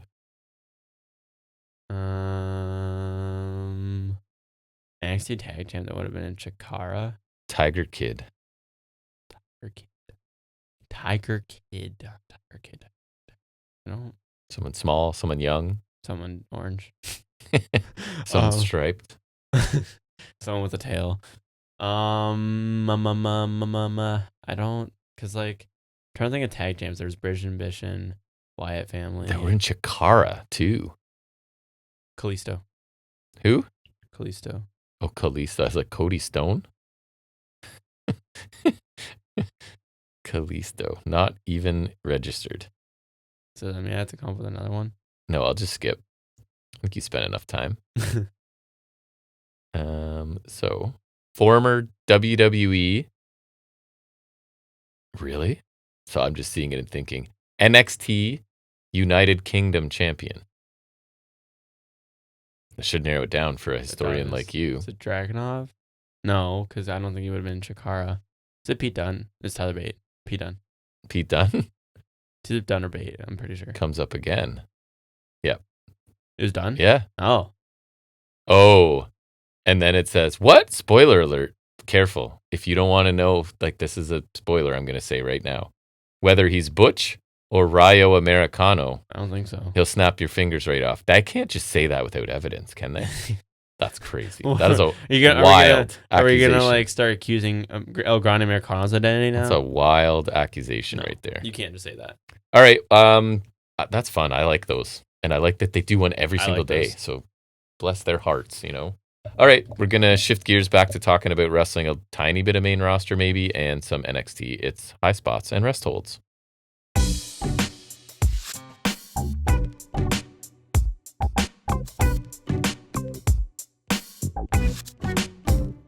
So I think my new process for Raw, and I still, SmackDown's not even on my radar, is I'm just going to say a couple notable things that happened and see if you have any thoughts or opinions on. Seth Rollins beats Braun Breaker. Makes sense. There you have to tie it up and do a third. Breaker speared Heyman, I think was the thing.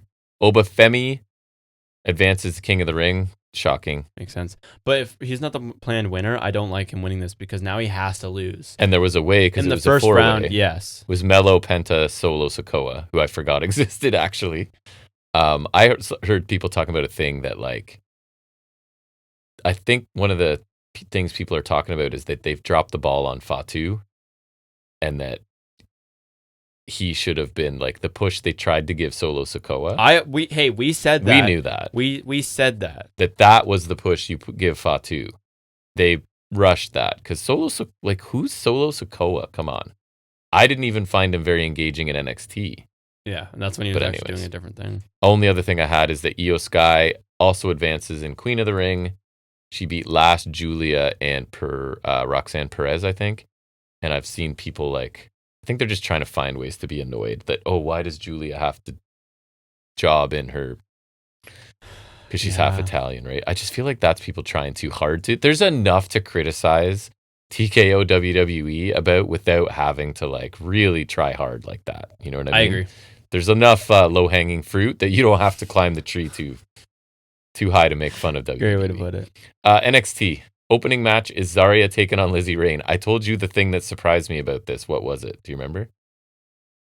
Oh, right. Lizzie Rain was taller. Lizzie Rain is bigger than Zarya, basically. Mm-hmm. And I was like, it looked that way, and then I looked it up, and she is an inch taller. So she's 5'9". She's tall, man. Anyways, Zarya wins as expected. 10 minutes.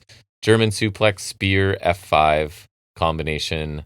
Like, you're going to hear this every match. Basically, I'm like, solid back and forth match. Expected outcome. Like, it was all just that's so, yeah. Here's 3-star, 2 3/4 star matches all over this show, right? I would have had Zarya dominate a little bit more, but I think they don't want to, like, I hate to use the word bury Lizzie Rain. They want her to gain some credibility, right? So, I don't know. After the match, Zarya wants to keep attacking Rain. Tatum Paxley comes out to make the save. She basically is like, okay, fine, you can have your title shot. So, as we expected, right? And Rain is a solid, like, high energy babyface. The crowd's connected with her. She actually knows how to wrestle. It's just, I need more than just, like, rocker chick or heavy metal chick, I guess it is technically. Like, something more than that. And there's time, right? They can get there. Lots of time. Then we get Tavion Heights and Miles Bourne, which I'll talk about later. I don't know what's going on with them, but they're backstage. Legacy and DVD, as they call him, Dorian Von Dukes, is backstage. So Heights and Bourne are basically like, man, you guys put on a banger in your 3-minute match, and it sounds stupid, but they kind of did. Like, they went, like, full speed ahead for that 3 minutes. So they're suggesting the two of them become a tag team. Seems like they're starting to consider it. They would be a pretty fun tag team, to be honest with you. Interesting. OTM making their entrance. They come in through the crowd. They get attacked. Shield bomb. Not OTM. Dark State. That's the ones. Dark State. They're the new Shield, don't you know? OTM are actually right after this. That's why I got confused. So Dark State are coming out, and Saquon Sugars attacks.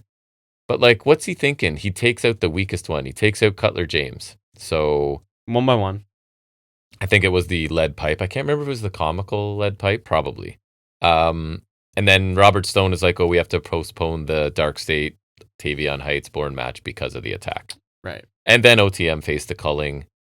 Again, like, back and forth tag match, totally fine. Spears gets busted open. He's got, like, a streak of blood across his face at one point. You told me about that. I forget why. And then, as expected, it's like mild miscommunication between Culling members. And then Spears ends up taking whatever the OTM finisher. They end up like it's like there's a lot of whatever to get into it, and then it's really just a spine buster. Yeah. No, it's just a double Samoan drop.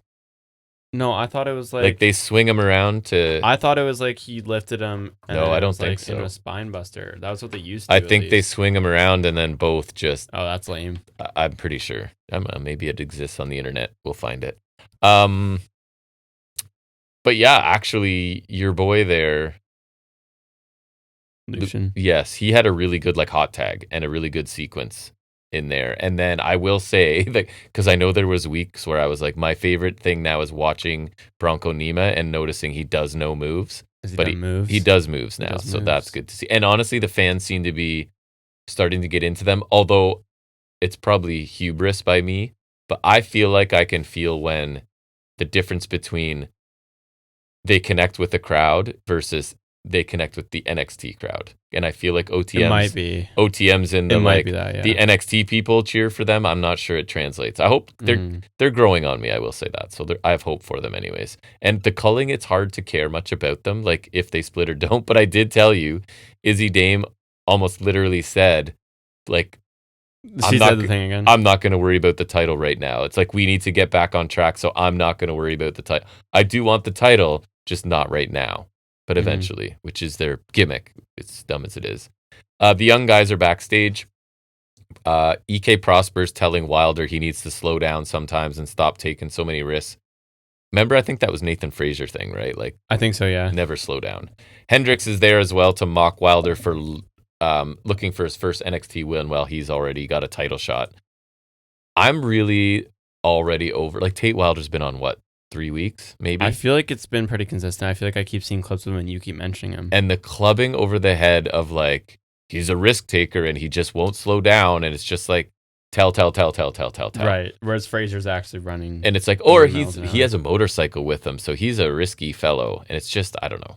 It's a lot. Like, I get it. He is the daredevil, like, no regard for his safety, taking risk guy. But anyways, it's fine, I guess.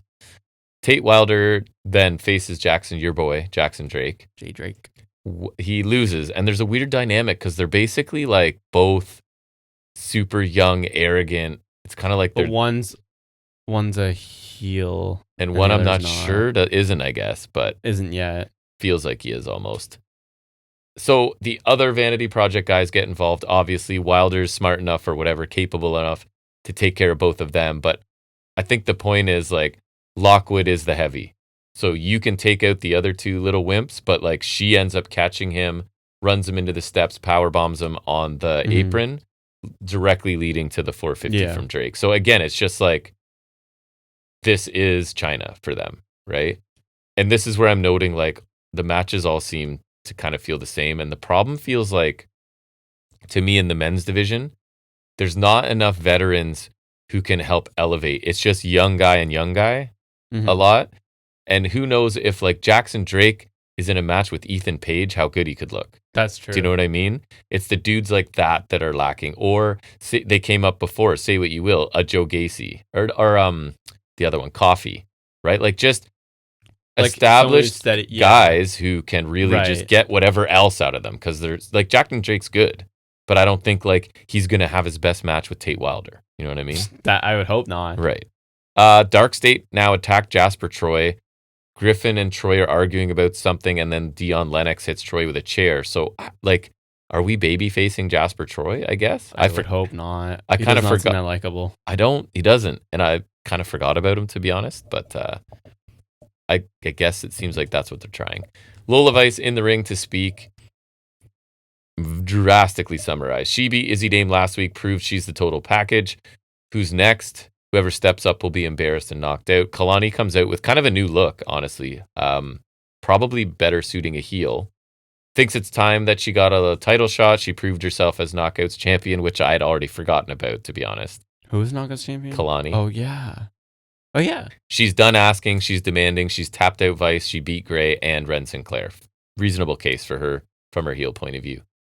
Kendall Gray out next. She's already proven she deserves a shot at the women's title. She won Iron Survivor, pinned Kalani and Lola. So, like, they kind of both have a case, which is, I guess, what you want in this scenario.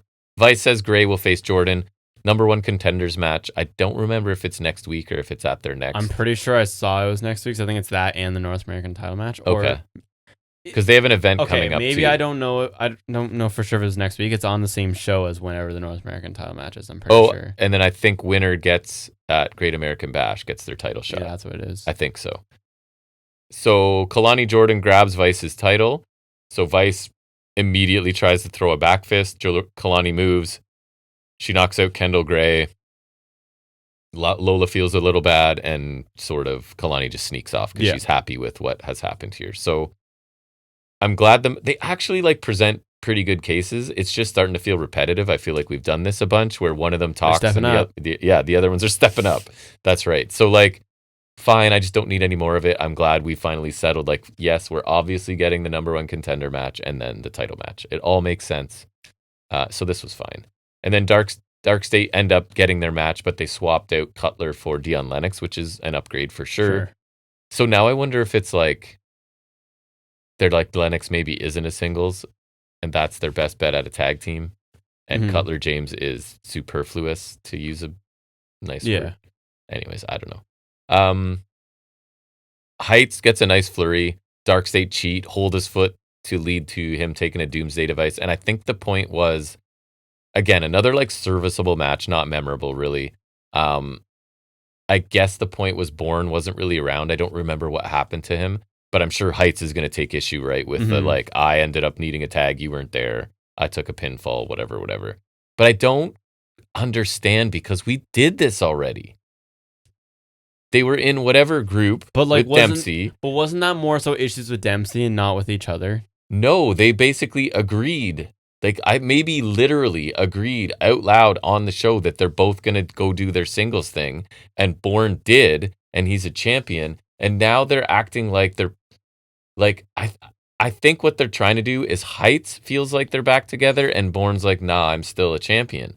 But Heights is the heely one, and Bourne is kind of the fate. So I'm confused. It's like Heights thinks they're running back. They're like, we're together and we're breaking up again. So I don't know. We already did this, is all I'm saying. And it also feels like NXT is kind of trapped in the copy and paste of like tension within the team or group. Like Zaruka was forever. Dark State, Culling, Heights, and Bourne, all in rapid succession. Kind of Fraxium. Or simultaneously. Yeah, that was the start of it all, I think. Yeah. But anyways, it's like, hey, this keeps working. Let's just do it.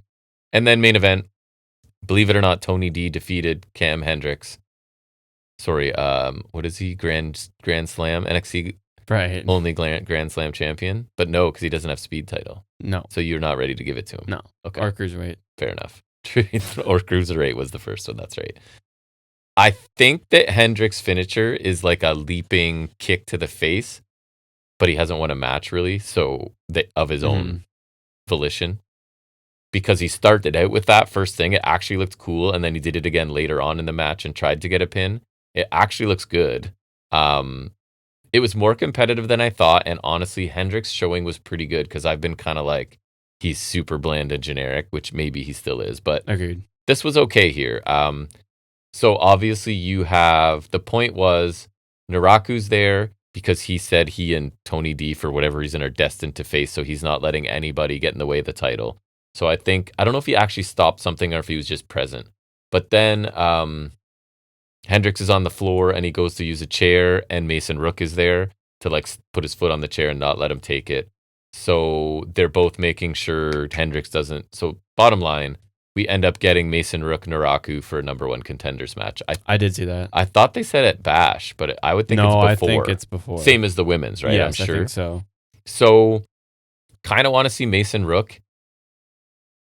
And to be honest, I guess Naraku's the example of the veteran here, right? If I'm saying I want an Ethan Page. I guess. Is that the one you want, though? No, but I think that's his role. So I guess if I have to see Mason Rook, it's good that he's against a guy that can hopefully, like, I don't want to see carry him to a good match, because I actually think Mason Rook's good. He wrestles, right? He's not a NIL guy or whatever. He's an actual indie guy, I suppose. So I don't know. Maybe the match could be good. I don't think Evil's that good, but that's the thing I'm saying. I'm looking forward to Mason. That's what I'm getting at. But anyways, like, just a very bland episode of NXT. Like, the matches were all fine, but really nothing super memorable, I found, which is too bad, because they're trying to introduce new people, and I want someone to catch fire. But again, maybe a lack of veterans right now. Anyways, anything else? SmackDown's on now, but it's not on now. It's on soon, but you also couldn't care less. SmackDown. Right. And I have heard all of the outlets I trust, because I listen to podcasts, I watch some YouTube stuff. It's like SmackDown is really unwatchable, and Raw is also not, like, you don't need to watch either of them. And SmackDown, you shouldn't. Like, that seems to be the consensus. Don't need to watch either one, shouldn't watch SmackDown. So I trust. It's like, realistic, what are they doing on there? I trust. But anyways, that's going to be it for us, I think, right? I think so. Any events or anything? We don't have to preview anything? There's no pay-per-views coming up? Nice. All right, so we'll be back here about a week from today for episode 308. Thanks for checking us out. See you then, and until then, everybody, take care.